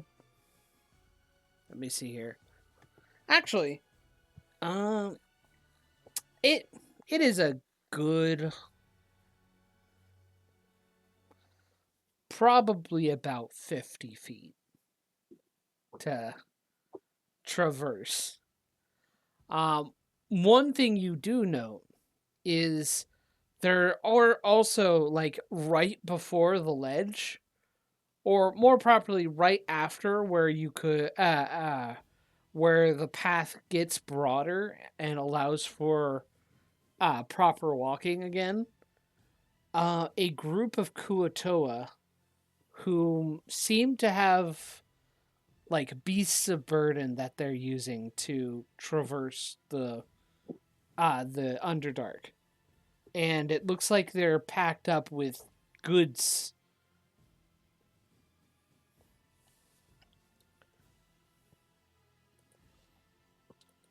Okay. Then I will walk people across this one at a time and just kind of supporting them to make sure they don't fall. Yeah. And the crew of Toa look like merchants. Yeah, they look like merchants. Okay, once I have everyone across, I'll look to them. Like, welcome. What are you doing here? Oh, we're traveling. Getting some, getting goods to other places. We're currently heading to, let me see here. Let me double check where they're going. We're currently heading to Sloobdoop.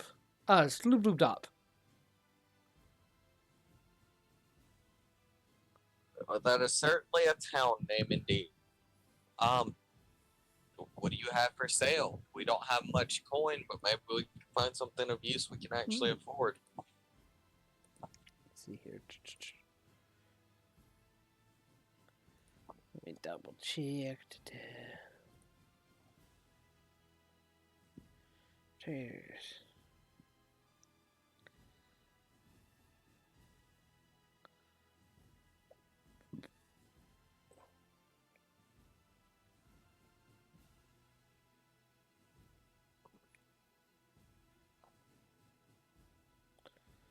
Well, we have food provisions we can sell. Um, and we have, let me double check to see if I have that. Yeah.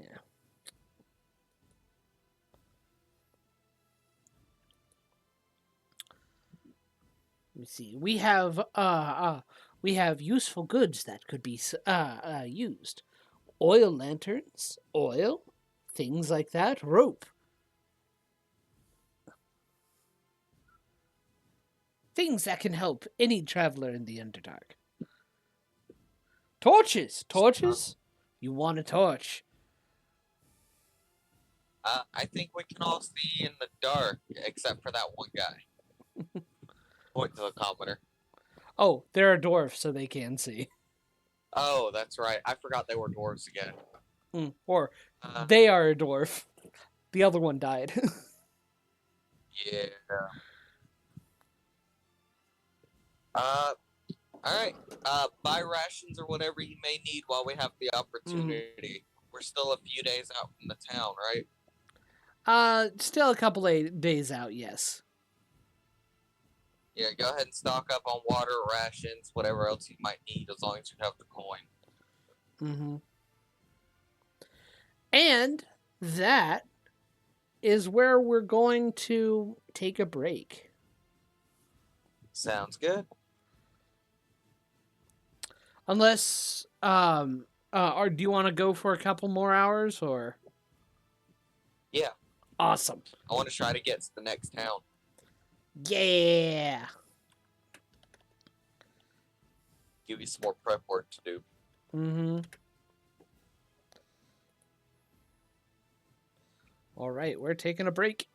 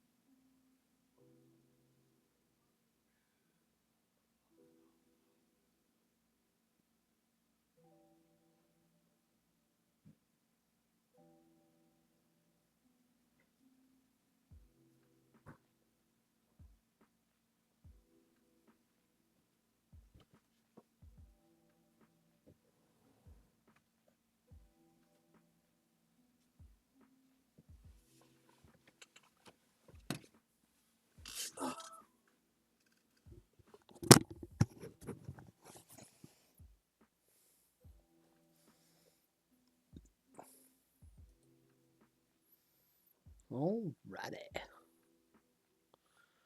Brr, brr, brr.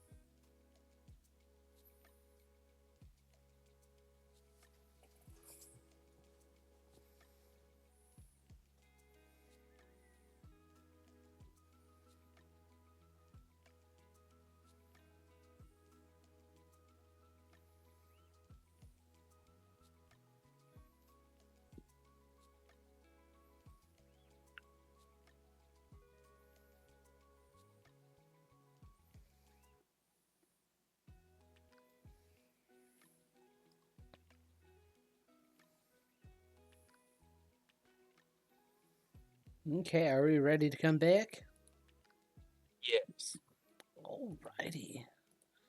So you spend your time with the traders. Get a good amount of stuff. Let me see here.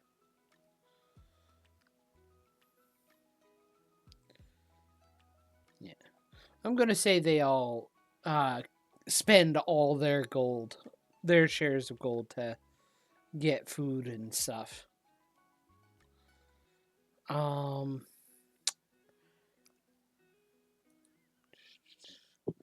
And you continue your travel.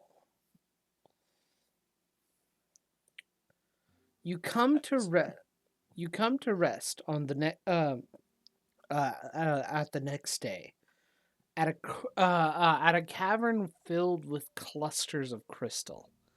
One thing you notice is that these crystals are suffused with the phaseris you've seen occasionally throughout the Underdark.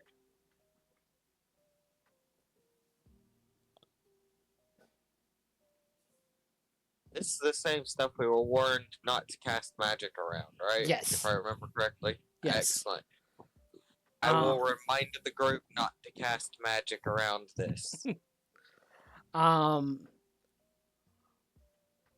You also note that these, when they come into contact, like whenever they get struck with sufficient force, they do act as kind of a flash bomb. Jim Jar's like, we might want to collect these just in case we can get some, use them.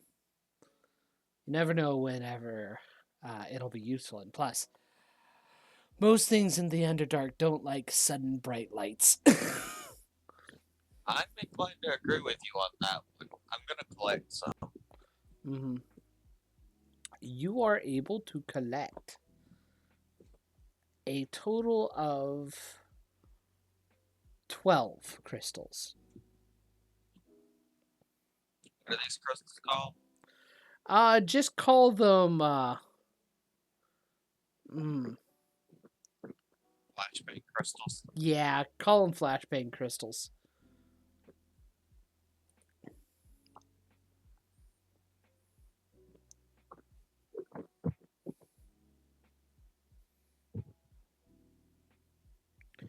They also always shine a dim light in a 10-foot radius.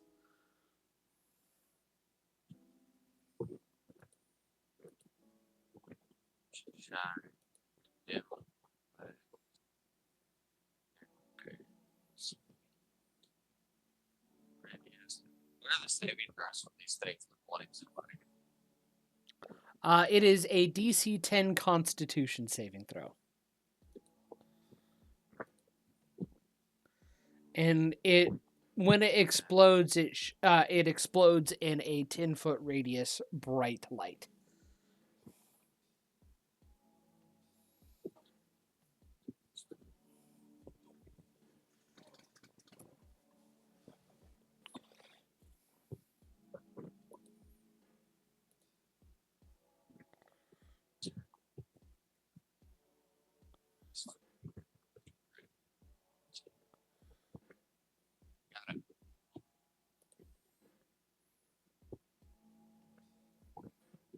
Cool.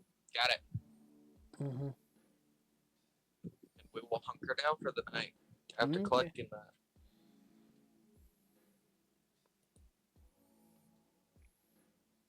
that. Okay. The next day goes without issue. But the day after that, as you are coming to rest, you begin to smell the smell of rotten eggs. Yeah. And you hear the rumbling of heavy footfalls. Of heavy footfalls.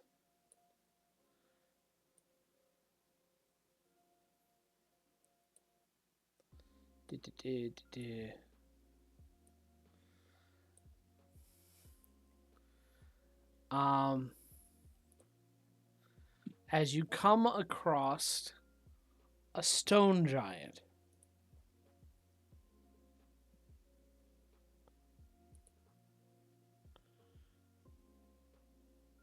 It's random.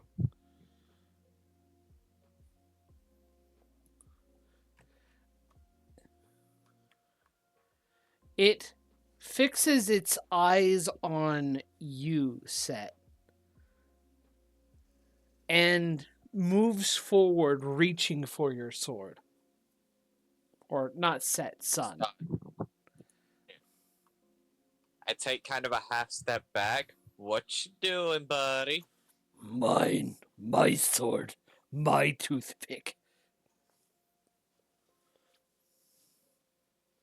It's a sword, not a toothpick, and it's currently on my hip. Makes no difference, it's mine. Did we agree that I could just reform the sword on a short rest, or did I have to have the sword on hand? I cannot remember. Or on a long rest, not a short one. I think you agreed that you could reform it on a short or long rest.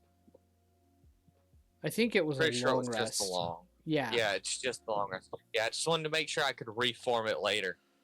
Mm-hmm. Well, we're about to hunker down for the night, right? Yes. One thing you do know, you're not liking the way this cavern is smelling.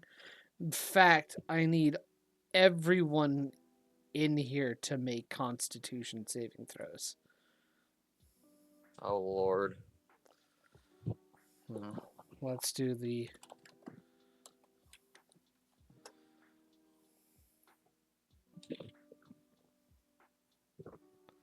Okay. 23 total. Okay, you do save.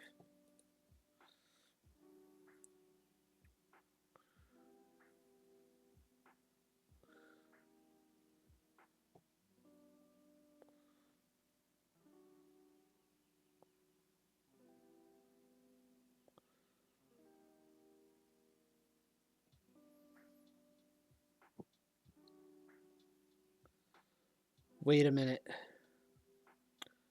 Oh, don't worry about it.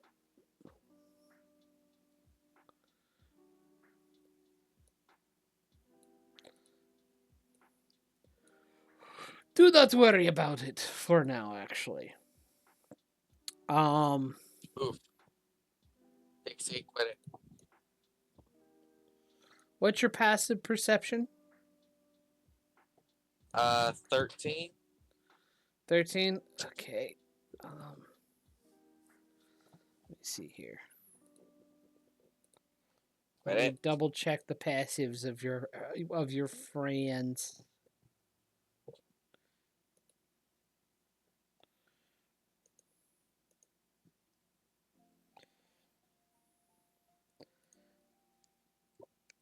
Yeah.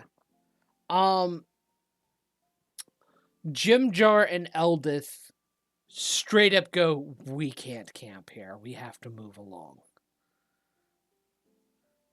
It smells like there's gas leaking in here. Inclined to agree. You all start moving. As I'm still staring at this random ass stone giant trying to take my sword. Yes. Why are you trying to take my sword for a toothpick? It's mine. I found it. It's mine. It is literally attached to my hip. What part of it being connected to a living person makes this yours? Who knows? You could have stolen it from me.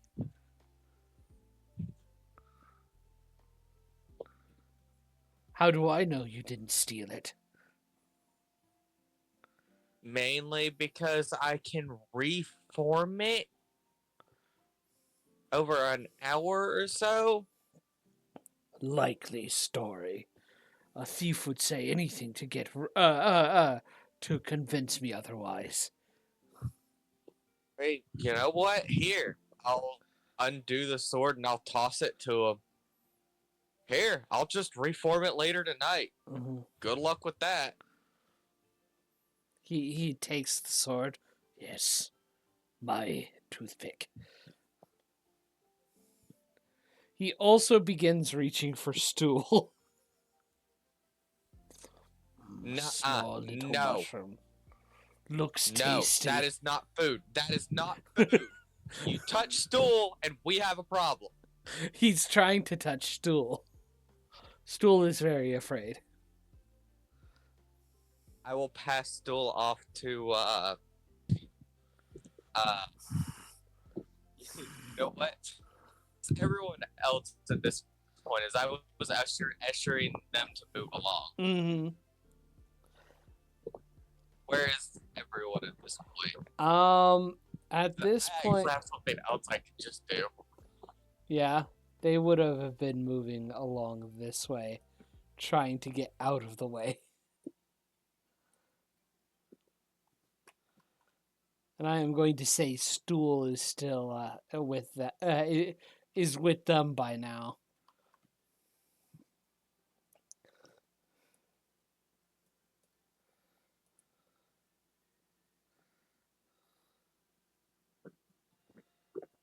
Okay, yeah, with the way this works, yeah, I'd have stool with me. Okay, is he still reaching for stool? Yes, he is. Okay, I'm going to spend 7 of my spiritual points. Mm-hmm. So I can perform a Reaper sprint, which triples my movement speed. Uh-huh. That is. Okay, subtract. There we go. Yeah, you're not getting school. Still, big guy. I already gave you my sword. Now you're just greedy. And in a flash, I am just gone. Let's see here. 5, 10, 15, 20, 25, 30, 35, 40, 45, 50, 55, 60, 65, 70. 30, 60, 10, 70.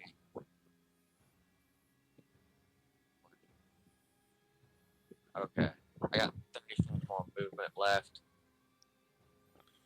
5, 10, 15, 20, 25. I'm off the map. I'm fucking gone. Yeah. You are gone so fast that he's just like, and then he continues on looking for other things to grab. Yeah, I'm just waiting ahead for the rest of the group to catch up. Like, they saw me standing there, go, "You're not getting stool," and I just vanished. I'll give you half the XP for this encounter for circumventing it. Thank you. And then, of course, on the long rest, I'm just going to reform my sword.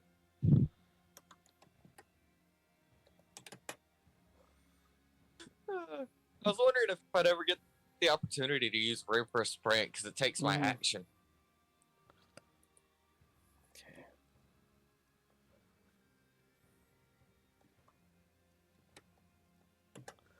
Okay. And let me see here. You level up. Hell yeah, level 4. Let's go. Do you want to level up now or after session? I believe at level 4, I just get, like, an Ability score improvement so or roll a feat? dice real quick. Yep. Where's my hand? I need 10.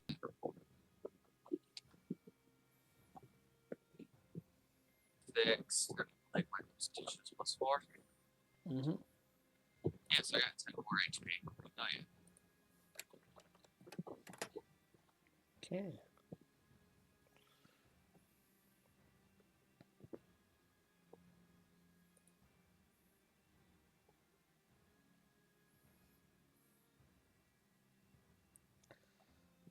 Gonna double check something.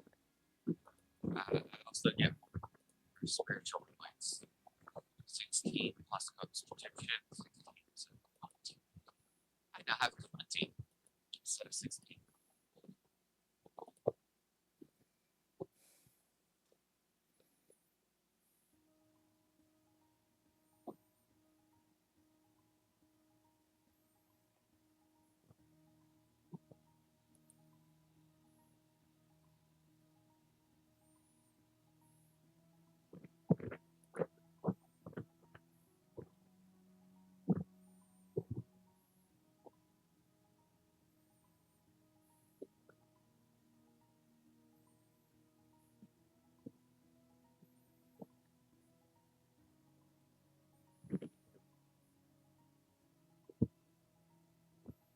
Okay.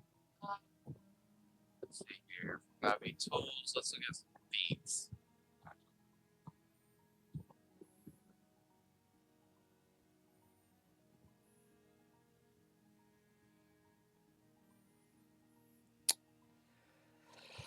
This adventure, I don't think, was written with milestone level up in mind.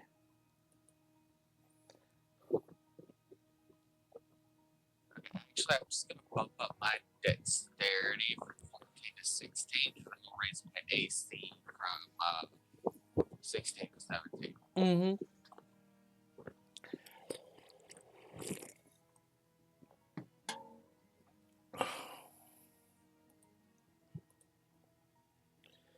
Alright, level up done. Yay, level up. Yeah, I wouldn't be surprised if it wasn't done with milestone in mind. And this is one of the earlier written modules, so. Okay. You clear through that encounter, and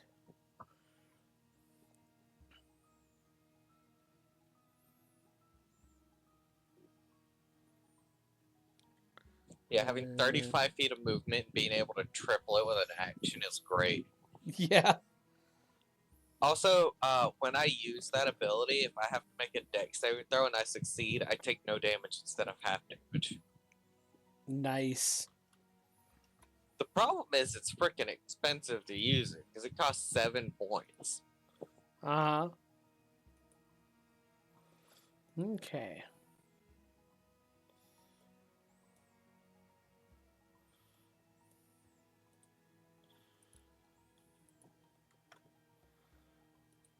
Okay.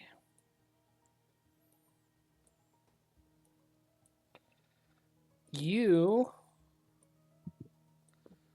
are traveling down in a narrow cavern.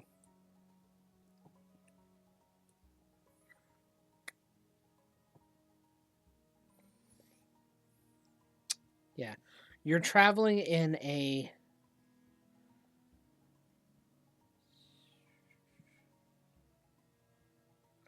No, you are resting in a narrow cavern when a steam vent opens up. Didn't we do this one already?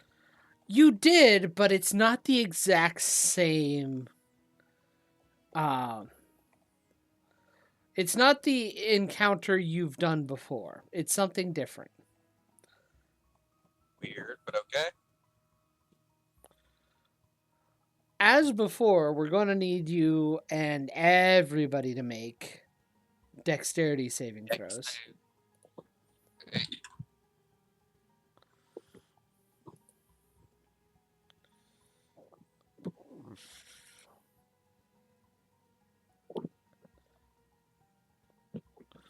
So let's see here.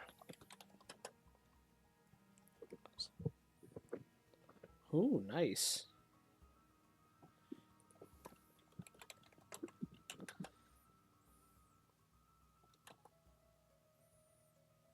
I got a 21. Of course, I'm gonna try to make sure Stool isn't gonna get caught up in this shit. Yeah. reason stool stays with me. Yeah. He almost got deleted in the first event, not happening. Not happening a second time. So, let me see here. Drow Goblin. Scout. Spy.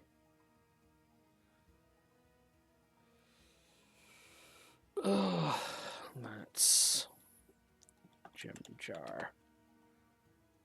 The other 9 is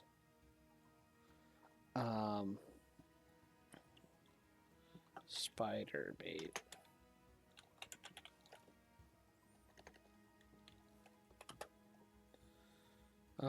And let me see here.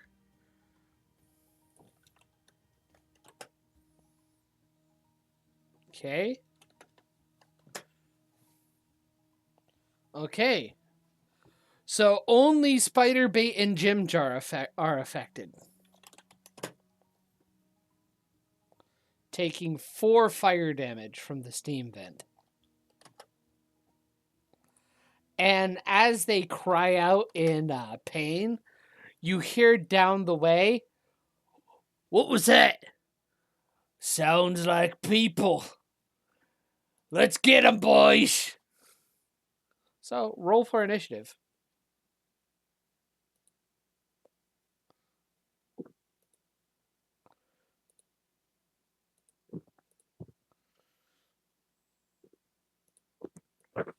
There's my D20.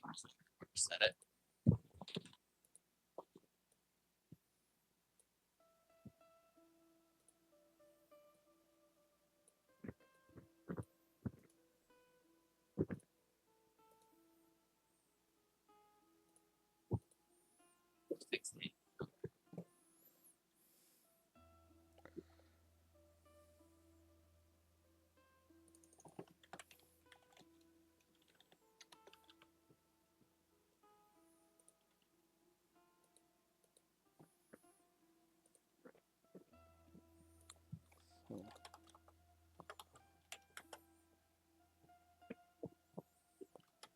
Wow. Wow. Are those the enemies? No. Darn it. I can be hopeful.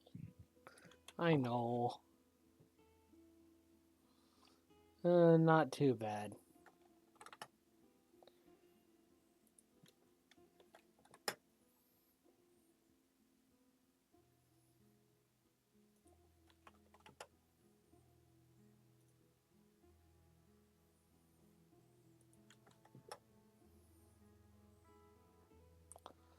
Whew. Who was that for? Seraph.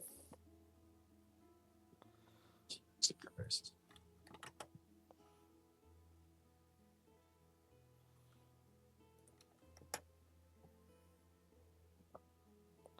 That's actually supposed to be a 2. Now for the enemy.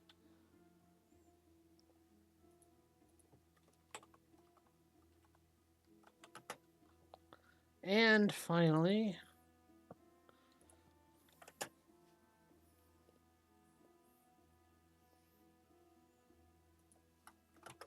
okay. Have you added your initiative in? There's the. I think I'm still on the wrong map. The turn order is empty Oh. for me. Oops, my bad.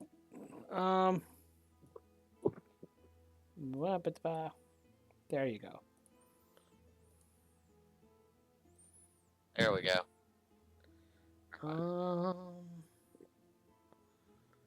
Okay, and just to make sure I got this correct.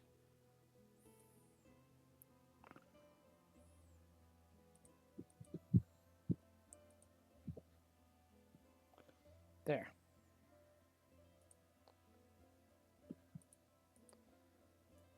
There you go.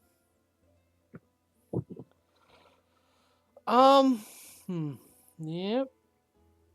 Let's see here. Okay.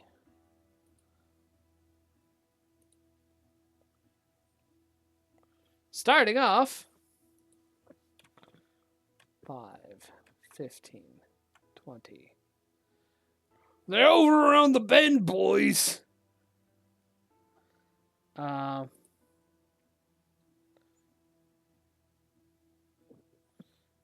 boss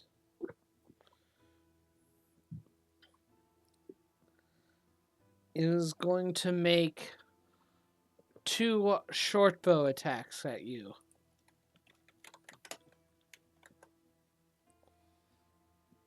The first misses.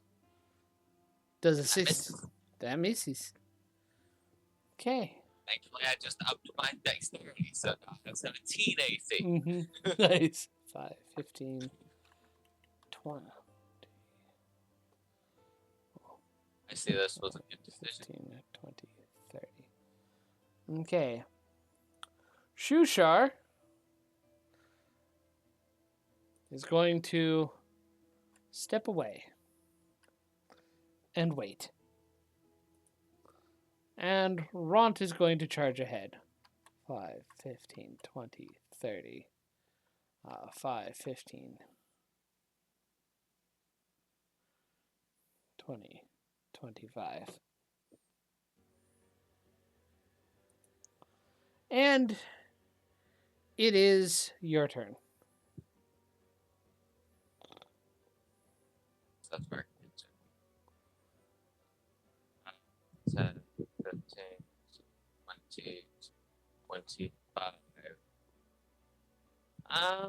Their leader looks to be the most dangerous. And he has the gall to shoot a bow at me. Mm-hmm.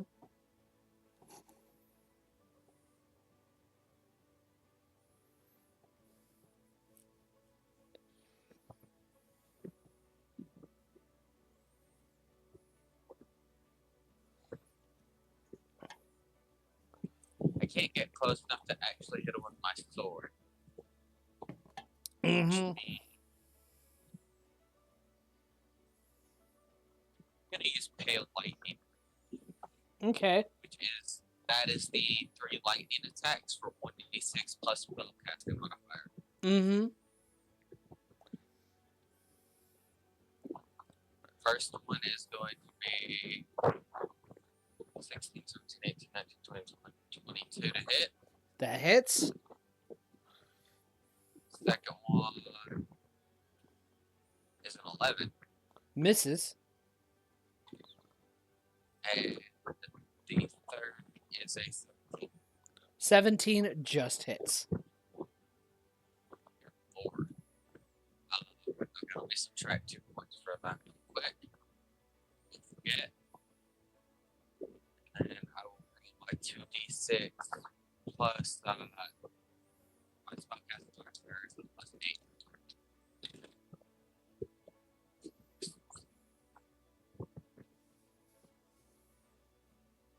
14 lightning damage total.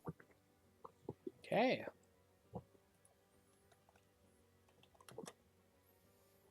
He's not looking too good. Yeah, blasted through him in like one go. You know. Please just stop and run away now. I don't want to have to kill needlessly. They do not listen as they are attacking Runt.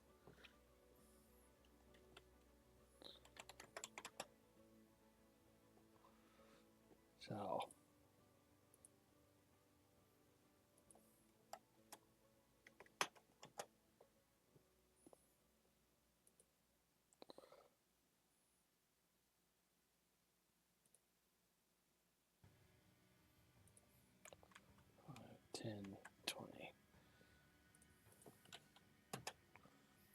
Ront is being attacked.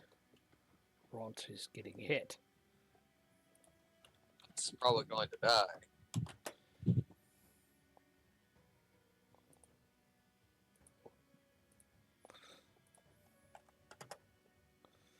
He's taking hits.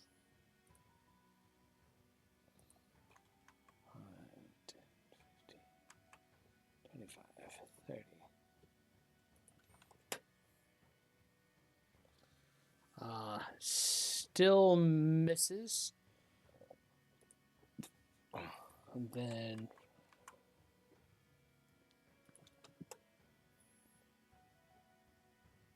that one misses as well. Jim Jar's turn. 5, 10, 15, 25, 30. He should see somebody. That should give him range.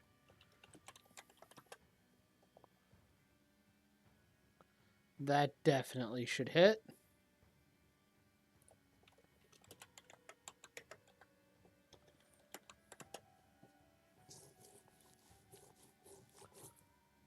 That goblin dies. The arrow hits him in the neck, and then he kind of slowly falls as the poison takes hold.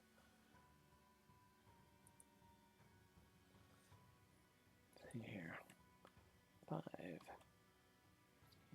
20, 30, 5, 10, 20. There. Spider bait is 5, 15,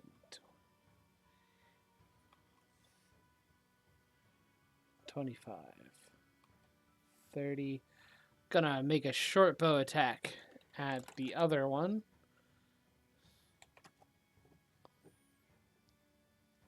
Gonna miss. 5, 10, 15, 20, 25, 30. Not gonna make an attack. 5, 10, 25, 30. Sun sees him approaching, points to him. You stop. You're gonna get yourself killed like your friend did. Goblin boss is going to use his bonus action to disengage. Step back.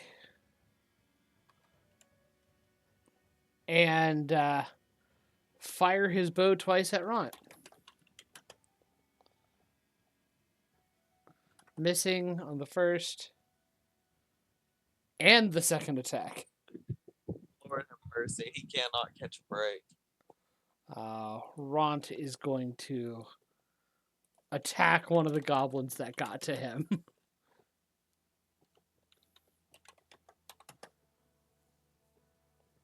Not doing much. And it is your turn. Alright. Gonna move here, 5, 10, for better line of sight.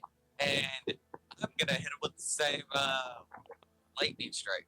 Okay. First roll. Real quickly. 18. Can you choose new targets for the for this attack, by the way?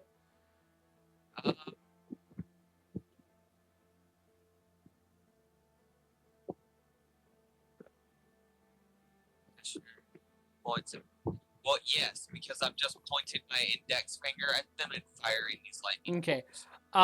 As a response to you targeting him, he's going to use his reaction to swap places with his ally, and at least the first attack is going to hit the goblin instead. The goblin will take 6 lightning damage. 6 lightning damage? Yep. Okay. And I'm going to move a little bit. It's 5, 10, 15, 20, 25. Oh, look, line of sight again. Actually, don't need line of sight to do this. That is going to be a miss. I rolled a 2 on the dice. Uh-huh.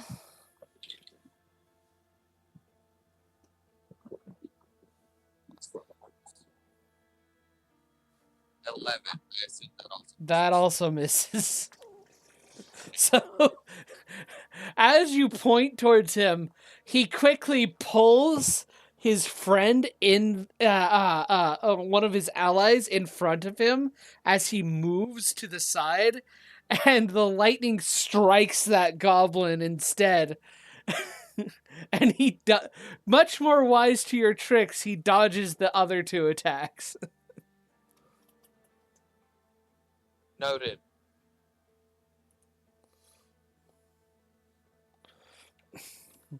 So, Ront is getting attacked. Ront is getting hit.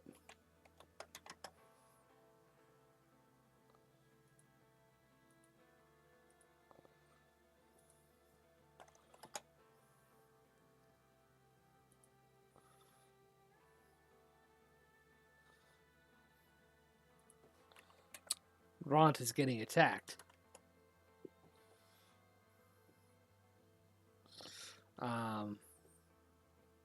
Yeah, Ront is getting hit. Ooh. Ront not looking too good.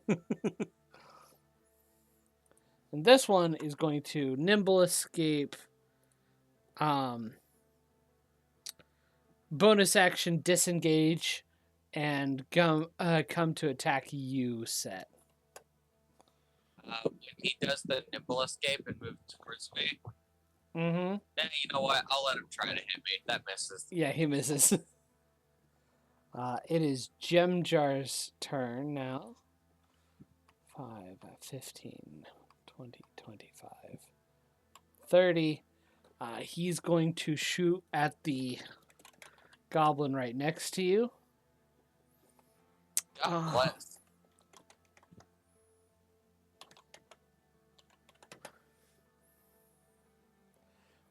I think it's dead. I'd say so. He died from the arrow through his eye. Or the bolt through his eye. Eldith going to attack the one diagonal to her.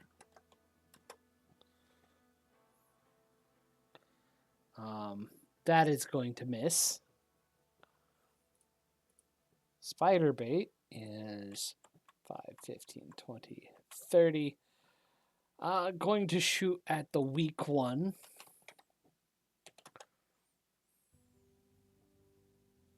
Gonna hit. And finish him off.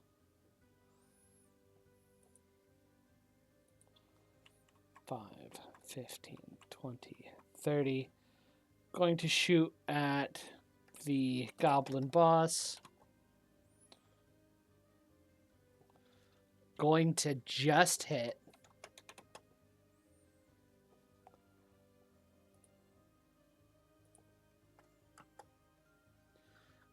Goblin boss needs to make con save.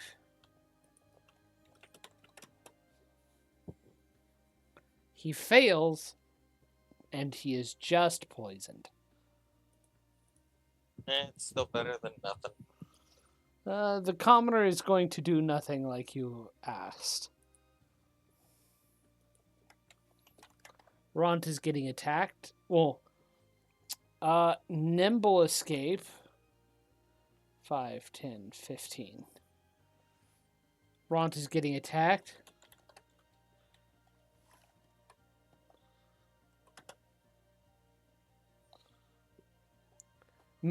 Misses. Thanks to the poison.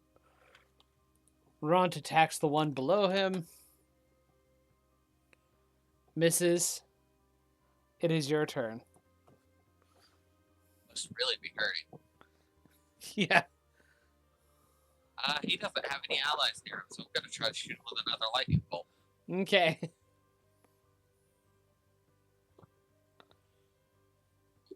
What I meant to do. Thanks. There we go. Dice.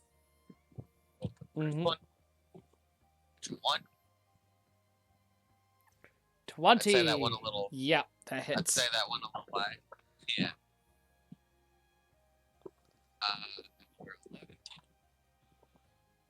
we go. 18 plus 6.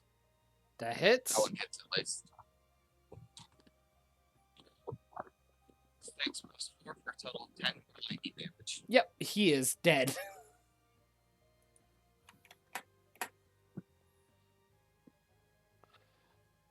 Do you work to finish off the other goblin? I look at the other goblin. Ready to surrender yet? Make I it. point my finger at him menacingly. Make an intimidation check. 4. 4? He looks around and goes, Well, technically it's 5, but yeah. Yeah. Nothing left to lose. He's going to attack Ront.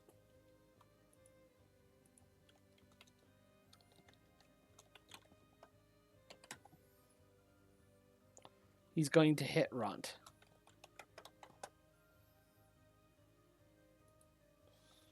Ront takes 4 damage.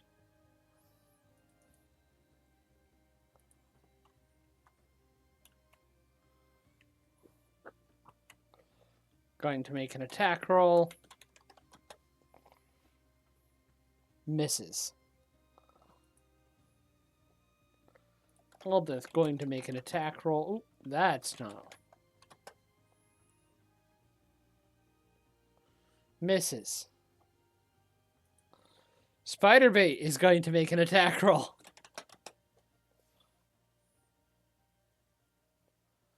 Hits.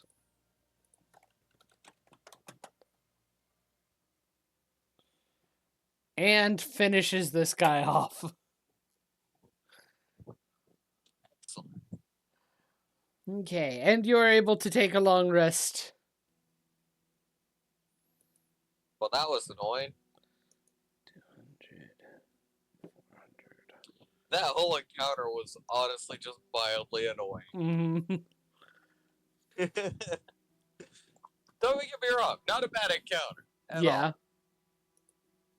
Lord have mercy, though. Poor Ron, he just got Yeah. the shit beat out. He did.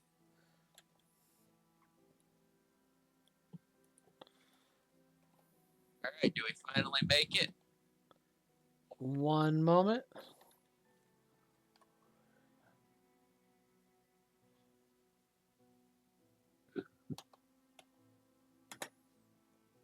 There we go.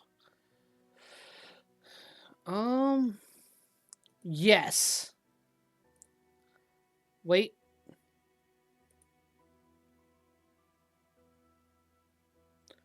Not quite, but yes. You go past another cliff with a ladder. This time it's 80 feet high. If you still want to, you can pull the ladder up from behind you.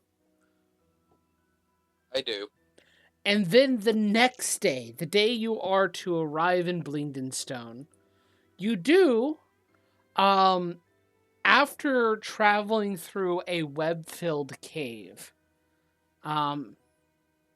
This cave just filled with webs, not with spiders.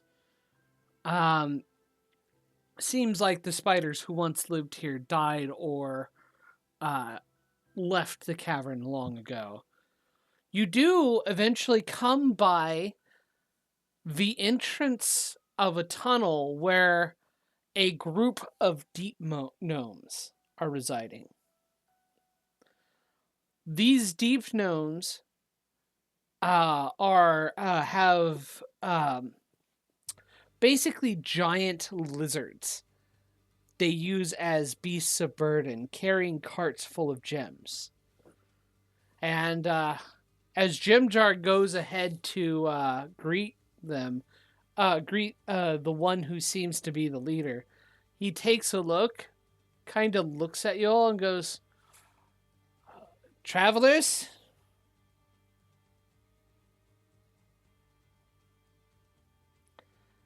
Yeah, we're going to Blingdenstone. I imagine you wouldn't mind if we joined your group." "Not at all. If you don't mind, I don't mind you helping to escort the cart while you're on your way."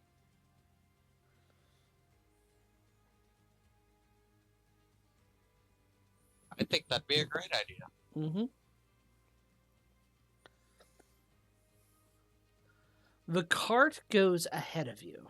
Well, not ahead of you, but you go in to the cart, and you join the yes.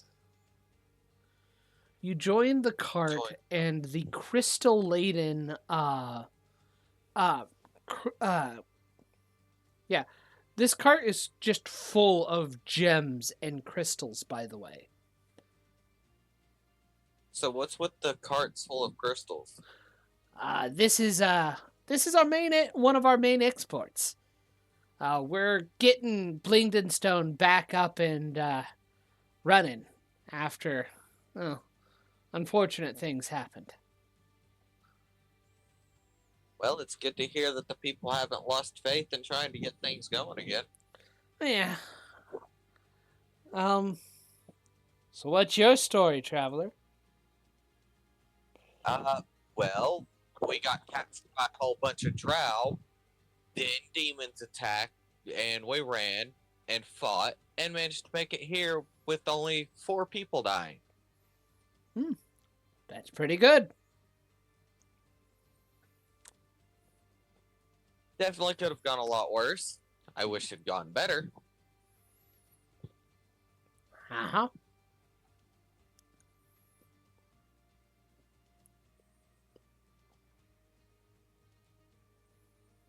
Oh, and this is Stool. Ah. Little mushroom friend. Yes. Let's see here. Had a giant of storage try to eat him the other day. I bet that was scary. Not really. He was too slow and stupid to keep up. Well, we'll be probably separating at the stairs to the main gate. I need to take the lift up. That's fair. You have a good one then. Mm-hmm. And you do come across this massive set of stairs, probably about 50 feet wide, and it just goes probably a full 200 feet before cresting at the top with mithril and steel made gates. There is a group of 8 deep gnomes that are currently at posting guard at the gates. And as they look upon you, they take you get the sense they take a very rough. They look at you with suspicion, especially seeing that there's a drow among you. Jim Jar's just kind of like, friends. These are good people. We just got away from some drow. We're trying to get some shelter before we maybe head to Gracklestug. At the mention of drow chasing you, and after a quick search of your persons, and one of the guards taking a gem and kind of looking through it, scanning the group, goes, okay, we'll want the, let me see here.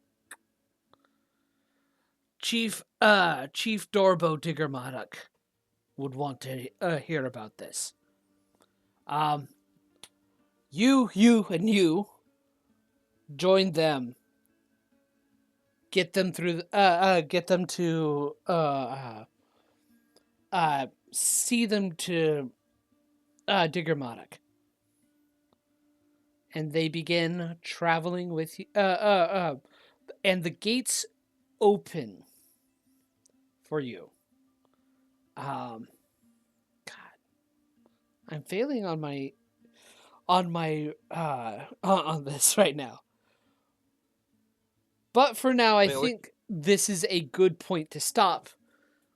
Yeah, that's what I was gonna say. I think this would be a good point to stop because you gotta do prep anyway. I do gotta do prep. But yeah, welcome to Blingdenstone.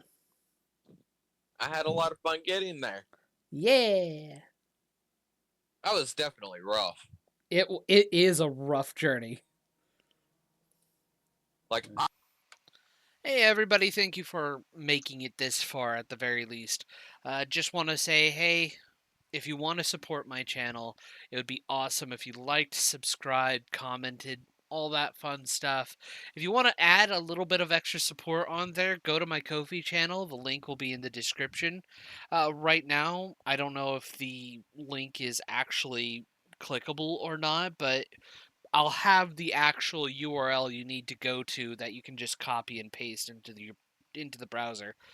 But yeah, you can go to my Ko-fi page, hire me as a game master, even just like subscribe, get some little extra fun stuffs.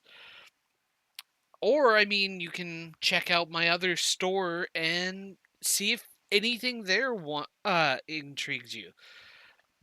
Just there for a little bit of extra support. I'm trying to make sure that I can keep myself self-sufficient on this stuff, and every little bit helps. Um, Thank you very much for watching this, and I hope to see you in the next video.